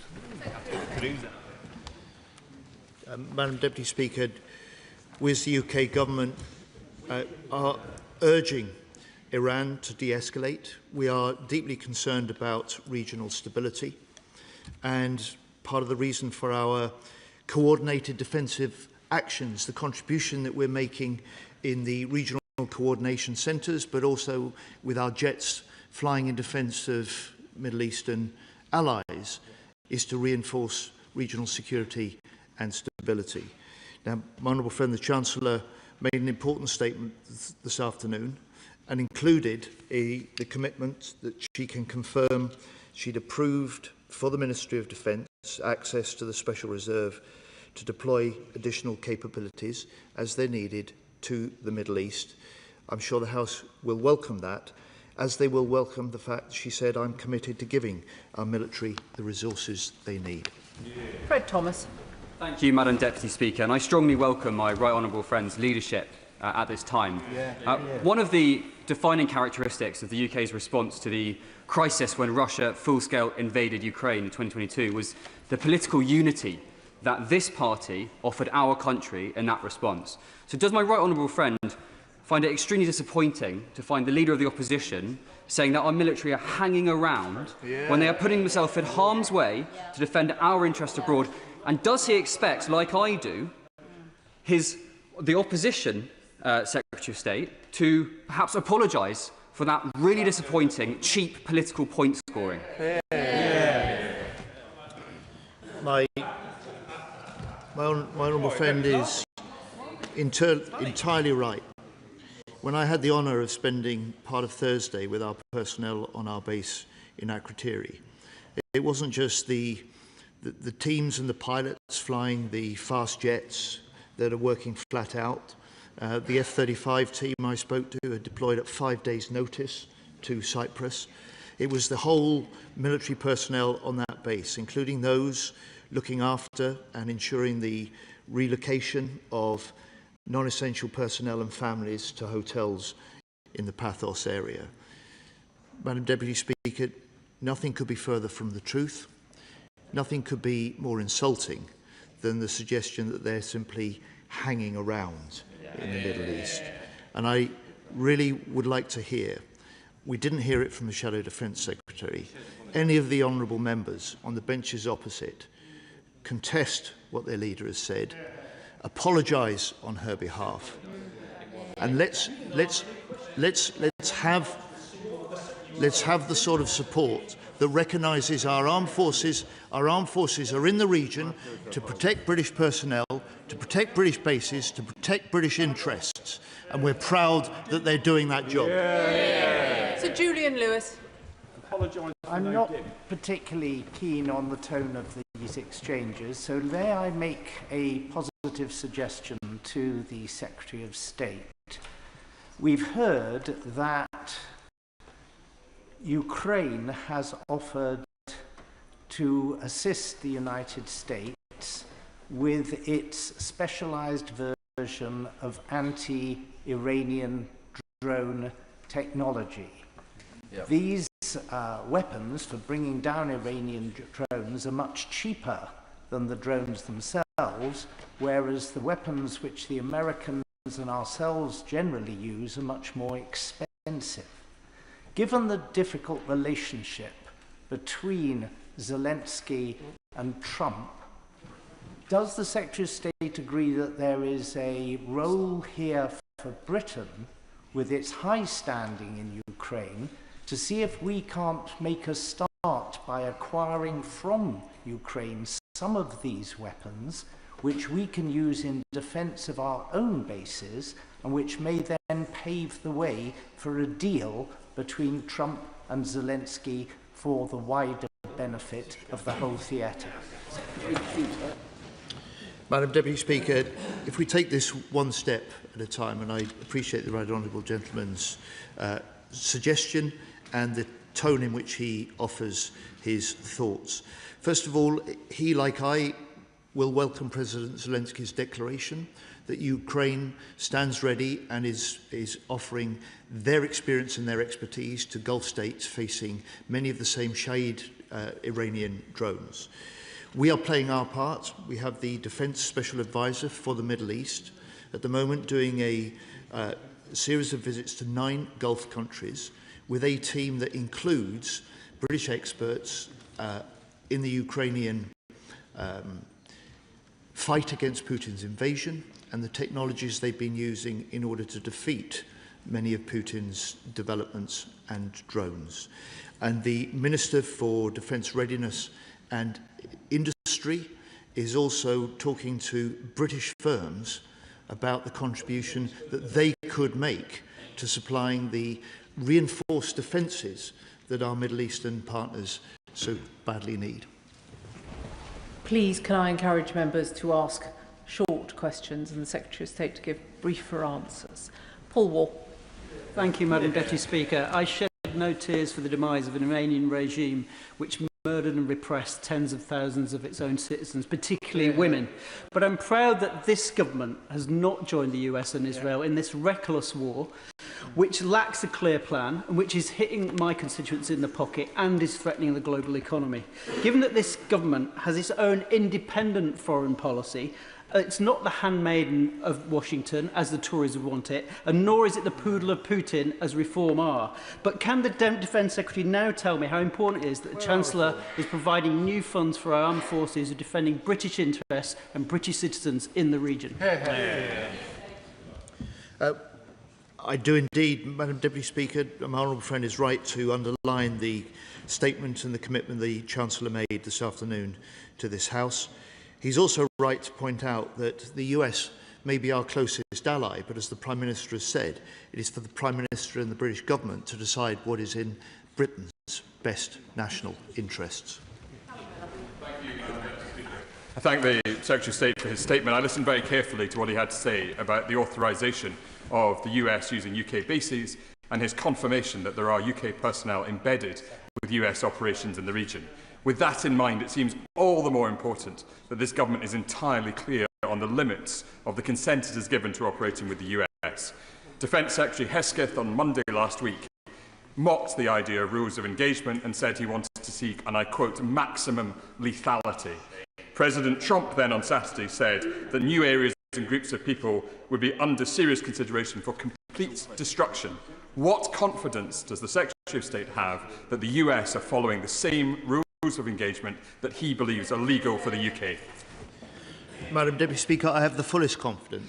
These arrangements for access, basing and overflight are well established.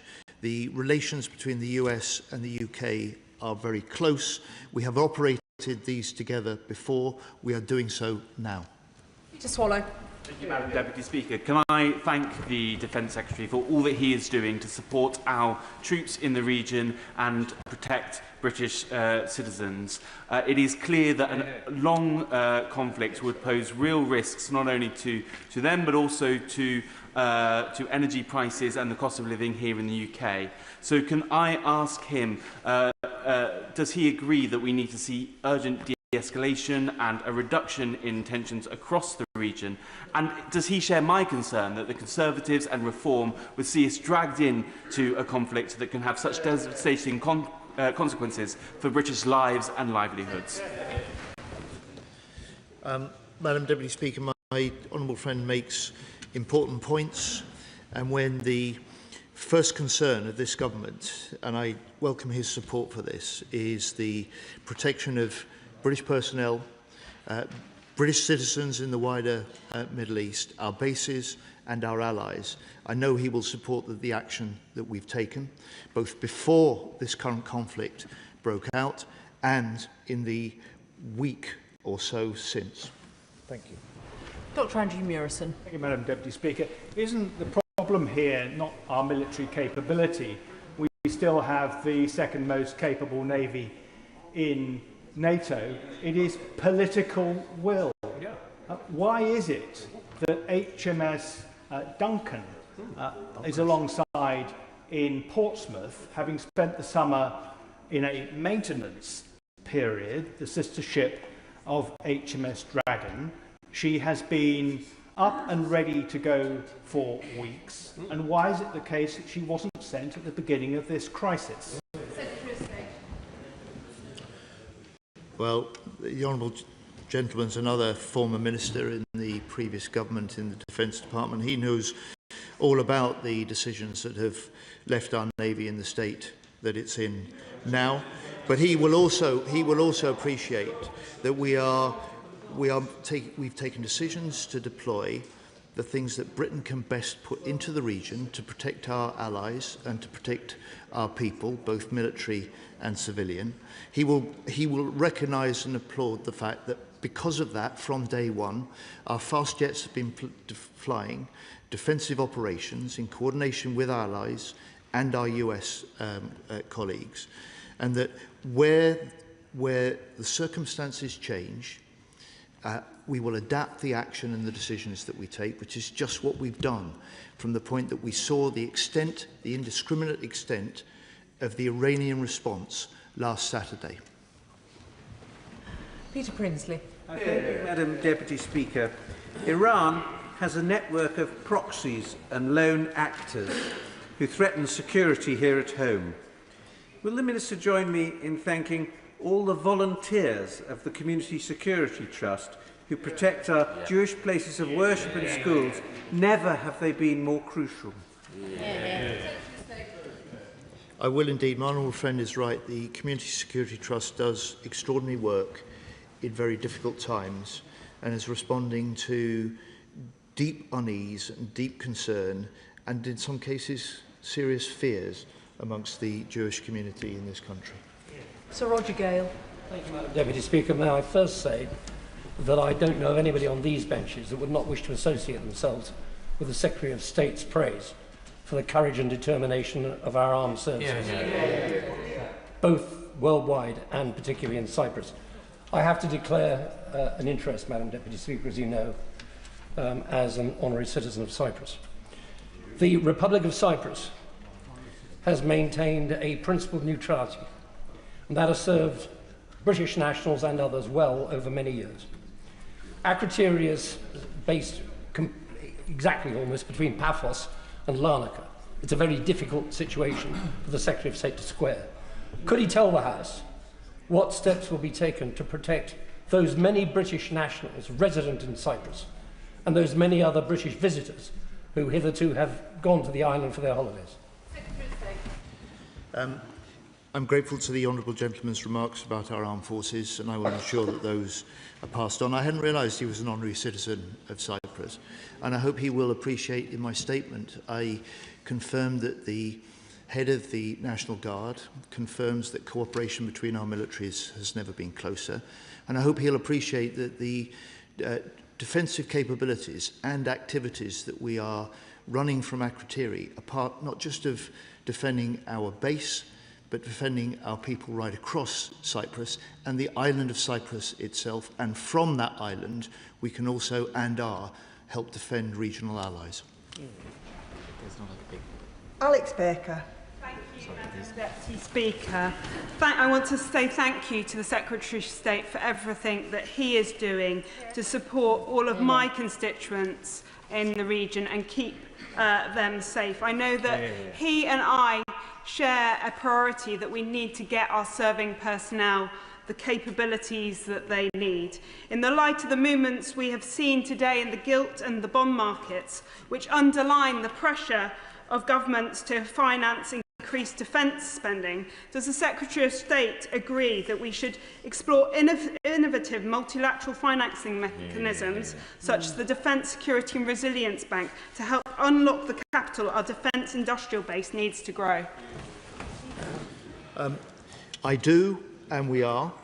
And my honourable friend will also have noted the Prime Minister's important speech in the Munich Security Conference a couple of weeks ago, when he recognised in this new era of threats that we face, this is now an era of hard power, and that he has recognised the need to spend more and faster on defence.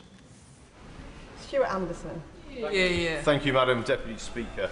I visited the UK-US Bahrain base at the end of last year, and on the 5th of January this year in the Venezuela statement, I said that we were exposed in Bahrain with the naval assets.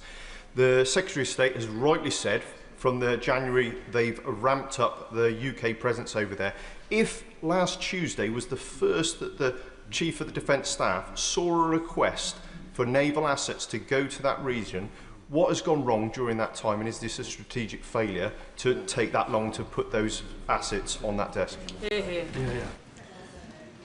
Madam Deputy Speaker, I've explained to the House the range of defensive capabilities that we put into the region ahead of this current conflict. When we saw the scale of the Iranian reaction to the strikes, the retaliation from Saturday onwards, it was clear we needed to do more, and I have, and I've explained that to the House. I've also explained that these aren't just British defensive assets deployed on a fully legal basis. These are deployed in full coordination with our US and other allies. And HMS Dragon, as I've explained, will take up its position in the Eastern Mediterranean alongside other defensive destroyers that the US has already deployed in the area. Alex Ballinger. Deputy Speaker, the Shadow Secretary of State laments the state of our Royal Navy, but he will remember that it was his party that cut investment in our Royal Navy over 14 years, cut the size of a number of warships we had by 25%, and ordered no new destroyers in that period either. So does the Secretary of State agree that we should be investing in our Navy, but we should take no lessons from the party opposite that set up our Navy ready to fail in the situation we're in now? I do agree, Madam Deputy Speaker, with my honourable friend, and we are, just as we are increasing the defence investment across the board, including in the munitions that we need when we're faced with conflicts like this. Members will have noticed that there's still a lot of people on their feet. I'm aiming to finish this statement around 1:45. I call Richard Ford. Thank you, Madam Deputy Speaker. The Secretary of State made the distinction between permitting the use of British bases for offensive and defensive action. I understand the need to protect and defend British citizens in the Middle East. But can the Secretary of State explain how he is seeking to maintain this distinction between offensive and defensive action, given it would require a degree of control over US military activity that the British government may not possess? Well, the honourable gentleman is a military man by experience. He will understand the nature of the agreements, the requests that nations make of each other, the agreements that they put in place and how those work. Access, basing, overflights, which is exactly the request that we had when it was clear the Iranian response to the first wave of attacks took us into a new phase. That was a request from the US that we allow US bombers to operate from Fairford and Diego Garcia for specific defensive purposes, and that is to take out the Iranian missile positions, and that's what they are doing. Calvin Bailey. Thank you, Madam Deputy Speaker. It was a Conservative 2010 Strategic Defence and Security Review and subsequent basing review that took the Royal Navy's repair facilities from 3 to 1, an utterly reckless decision that was made worse when you knew of the power plant problems for Type 45, which you created an internal competition for the limited resource, Madam Deputy Speaker, that they created for the Royal Navy. Does the Secretary of State agree with me that it was both reckless Tory risk-taking which left the Royal Navy in this precarious situation? Questions have to be shorter. Secretary of State. I do agree with my honourable friend, Madam Deputy Speaker. He speaks with the authority of someone who was serving at the time in 2010, when in that first year they cut £2 billion from the defence budget, and in those first 5 years they cut £12 billion from defence. They underfunded and hollowed out our armed forces over 14 years. Ben objecting. The appointment of HMS Dragon means that we've left a gap in our commitment to be the flagship of the NATO Standing Naval Maritime Group 1 commitment. HMS Duncan's already tasked to go on Operational Firecrest to the High North, and HMS Dauntless is still in the fleet time support period. So can the Secretary of State guarantee that we will be able to fulfil our commitment to NATO in providing the flagship role, and can he guarantee that it will be provided by a British ship? Madam Deputy Speaker, I'm not going to announce in advance the deployments that the British forces make. He's right to point to the balance of threats and responsibilities that we have to manage. We are doing that, and we will always fulfil our NATO commitments. Rachel Taylor. Thank you, Madam Deputy Speaker. And can I thank my right honourable friend for everything he's doing in Britain's national interest. But our armed forces cannot believe their ears, with the leader of the opposition saying that they're hanging around doing nothing, and the honourable member for Clacton swanning off to the States to tell Donald Trump that if he were Prime Minister, he'd blindly follow the US defence policy. Does my right honourable friend agree with me that the first duty of any Prime Minister and any Secretary of State for Defence is our national interest, the Britain's national interest, and not anything else? The first duty of any government is to defend the country, to pursue our national interest and to support our armed forces. On this occasion, we had expected and we looked for better from the Leader of the Opposition. Chard. I've only been in the House 21 years, but whenever we talk about defence and when our armed forces are in harm's way, I have to say a blame game on either side is not going to save a single life. And whilst we all want to see de-escalation, I think the government, I hope, will have learnt lessons in the last few weeks and months to prepare for escalation. So is the Defence Secretary aware of the 2024 report by the US Director of National Intelligence that underlines the stockpiles of chemical and biological weapons that Iran holds? And would he work with friends and allies in the region and with the new Syrian government to identify those stockpiles and deal with them? And finally, on Akrotiri and other bases in the region, to ensure that our armed forces personnel and their families are given the right protective CBRN kit? Madam Deputy Speaker, I am aware of the 2024 report that he cites. We are aware of those risks, and I say to the House, the right honourable gentleman puts his 21 years as a member of this House to good effect in the comments that he makes this afternoon. Imran Hussain. Deputy Speaker, we should be deeply alarmed at the sight of US bomber jets arriving at UK military bases ahead of joining President Trump bombing Iran.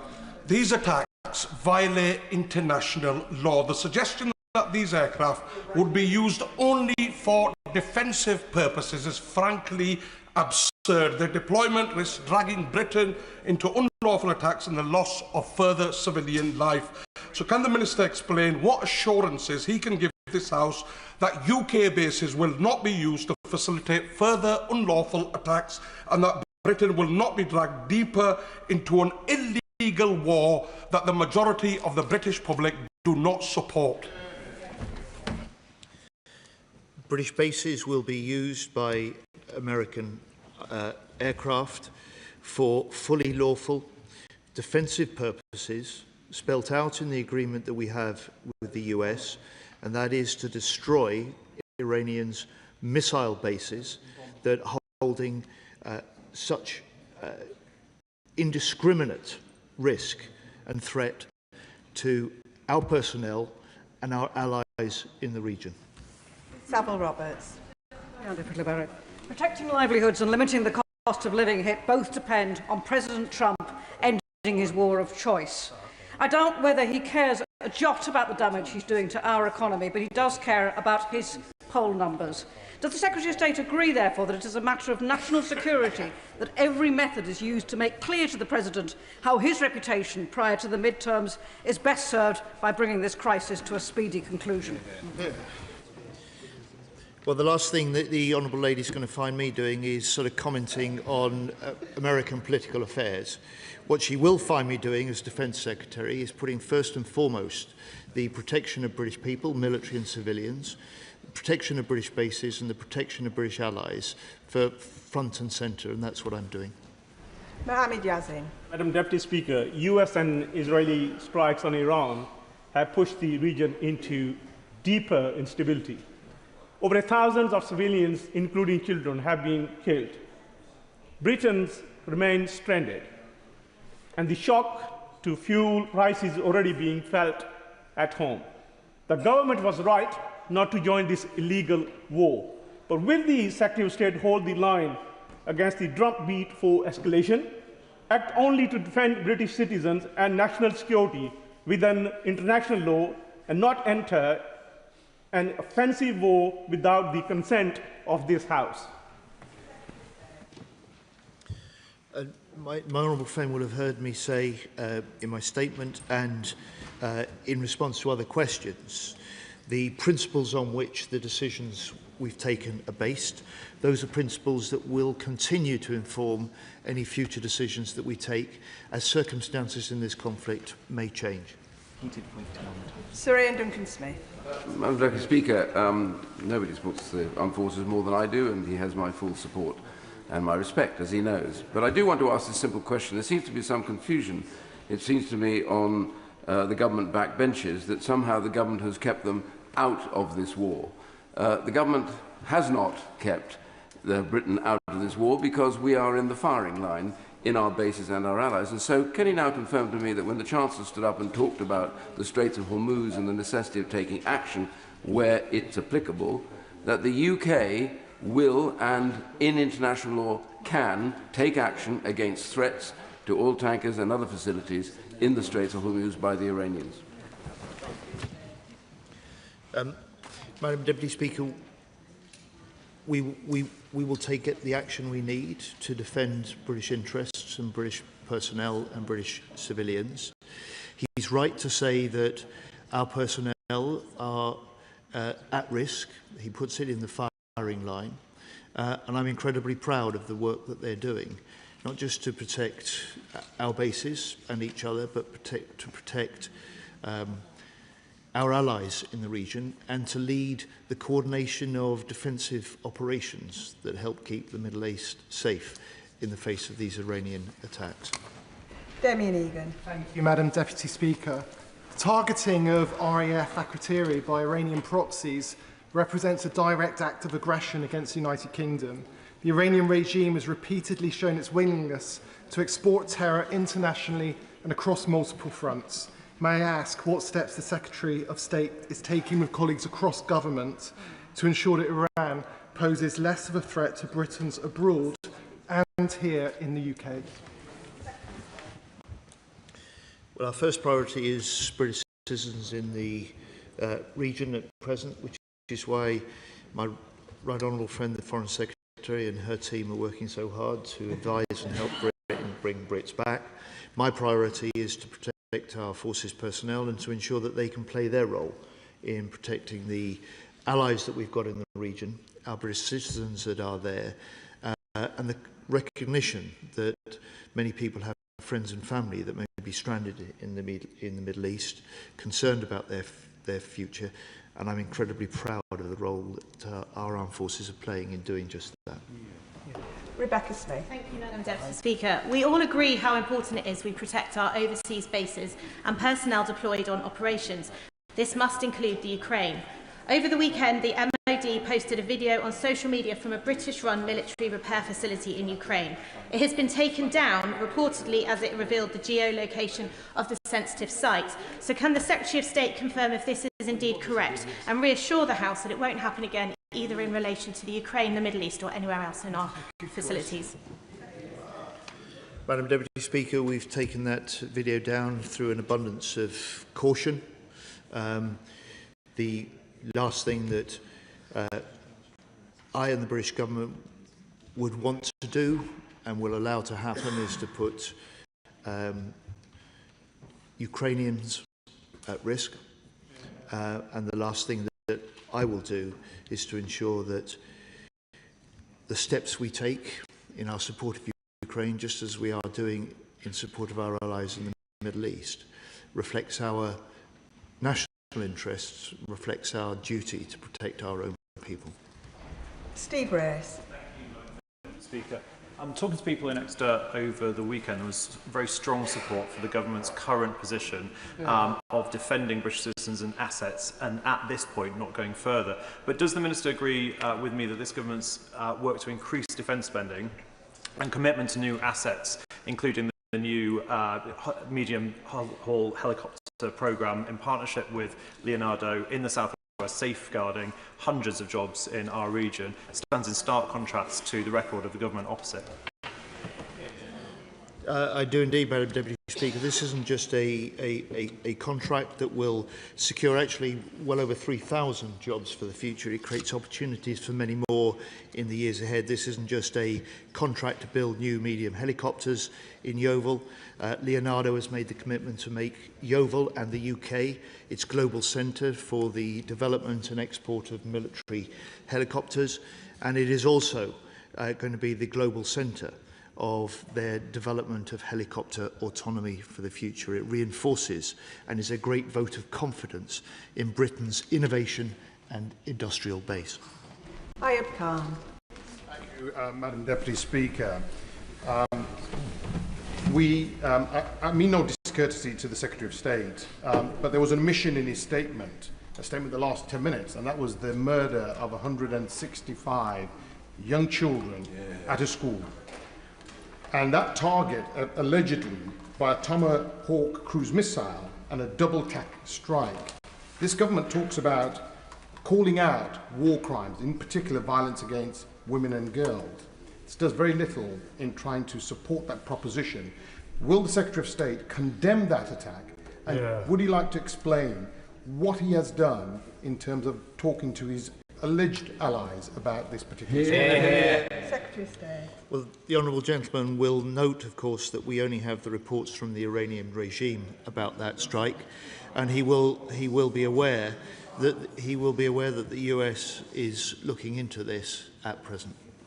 Dr. Scott Arthur. Thank you, Madam Deputy Speaker. And I do want to start by paying tribute to Edinburgh's Iranian community. Despite being concerned about their family in Iran, they've taken time in the past week to host public events which share details of Iran's rich culture and also, I have to say, the barbaric nature of its regime. But I do want to ask a question about HMS Dragon, when I think the maths is quite clear. The ship cost £1 billion. The party opposite cut the defence budget by £14 billion.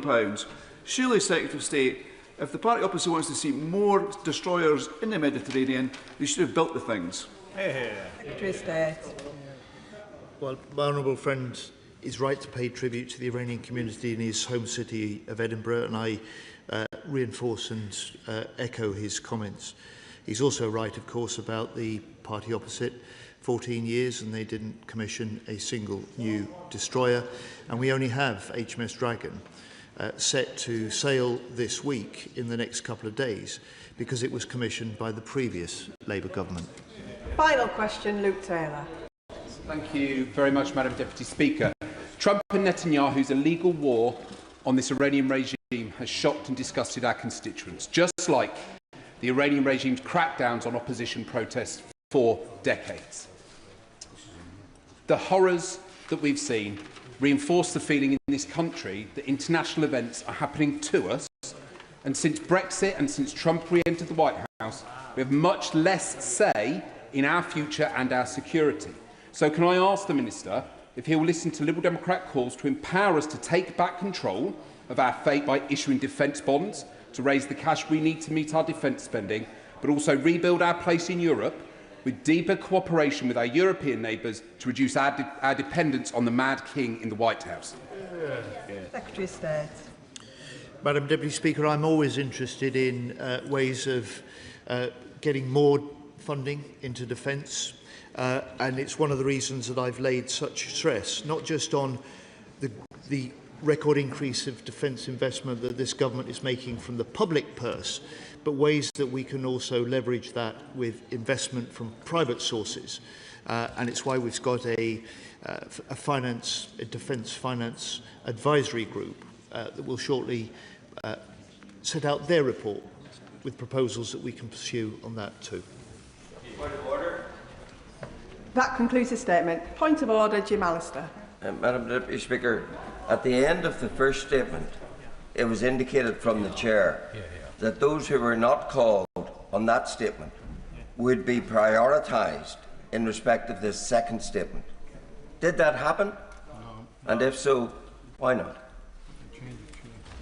I thank the honourable gentleman for his point of order. There has been a degree of prioritisation, but no guarantee. I am sure he understands that the time pressures on this chamber are sometimes absolutely impossible. With 3 government statements and an important debate, it is just impossible. We now come to the next statement. I'll give the front benches a few moments to swap over.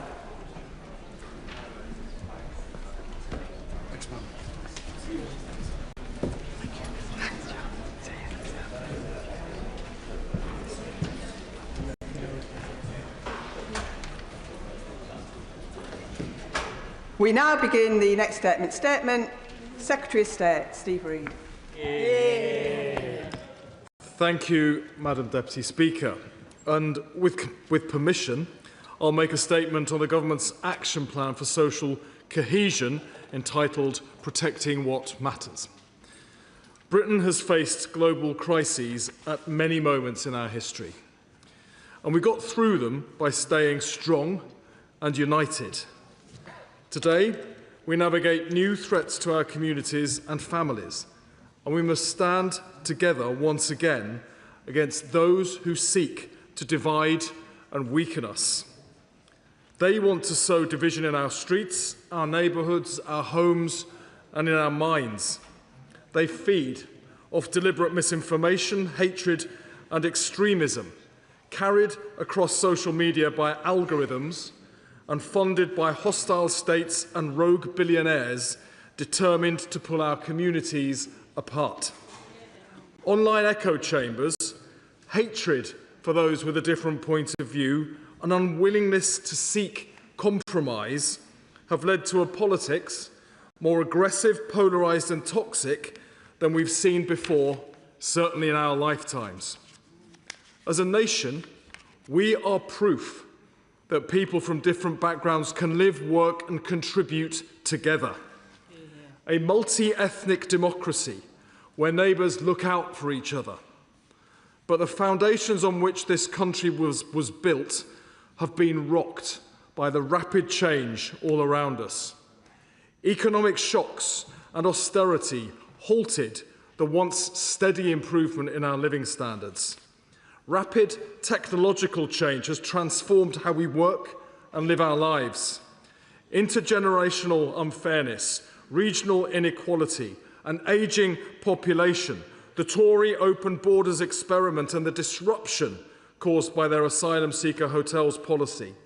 All of this has left communities more fearful of the future and more susceptible to siren voices wrongly putting the blame on minority groups. Today, through the publication of Protecting What Matters, which we've laid as a command paper in both houses this afternoon, we set out our steps towards a more confident, cohesive and united kingdom. Patriotism means bringing our country together, never pulling it apart. It's not patriotic to target someone because of their religion or the colour of their skin. We will resist those who peddle that kind of hatred and division. We choose to celebrate our country and all it stands for. We choose to come together in the best of times and the worst of times. We choose to take on those who seek to divide us. That is patriotism. Our action plan aims to build confident communities that have hope in the future. There is a direct link between declining high streets and a sense that the country is going backwards. People remember high streets from years gone by that were vibrant, buzzy, great places to socialise with friends and family. There's a real sense of anger as well as of loss that so many have been left boarded up and run down, covered in graffiti, full of dumped rubbish, bleak symbols of the wasted Tory years. People deserve to feel proud of their neighbourhood, and pride in place is central to our plan to make that happen. We have now committed £5.8 billion to almost 300 constituencies and begun to set up neighbourhood boards so local people can decide for themselves how that money is spent. Fair funding for councils means funding now follows deprivation for the first time in over a decade. We're offering grassroots organisations £5 million through the Common Ground Fund to tackle division in communities.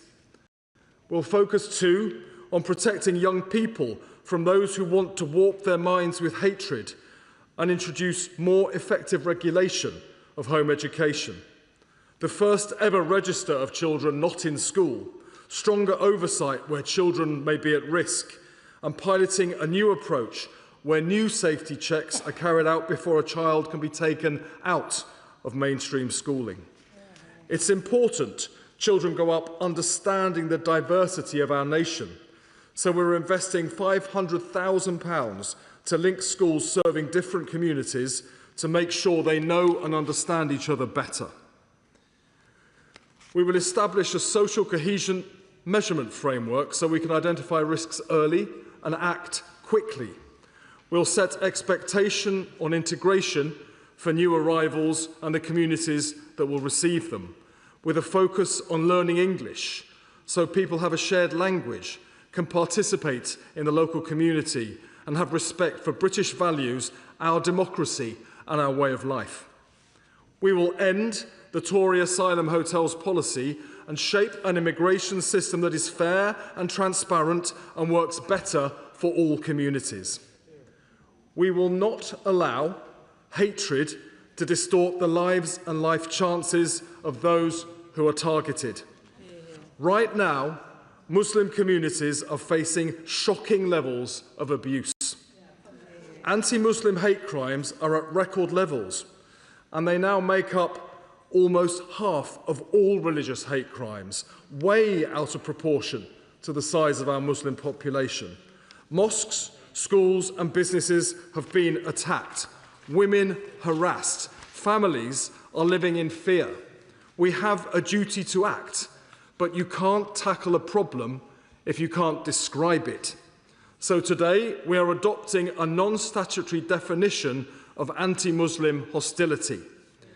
This gives a clear explanation of unacceptable prejudice, discrimination and hatred targeting Muslims so we can take action to stop it.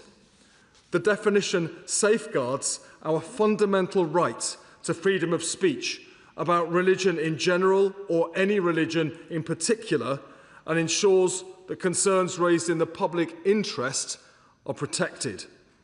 I want to thank the members of the independent working group chaired by Dominic Grieve, who have provided advice to the government on this matter. They have themselves been targets for abuse because they carried out this work, and that is utterly unacceptable. I am grateful for their patience and their wisdom. We will now work with groups across society to consider how this definition can be used most effectively and what comes next in disseminating it. And we've deposited a copy of the definition in the libraries of both houses. We also remain absolutely committed to stamping out anti-Semitism. We have witnessed murderous anti-Semitic terrorist attacks, both here in the UK and abroad. Sickeningly, this led to spikes in anti-Semitic abuse. Since coming to power, this government has taken decisive steps to combat anti-Semitism.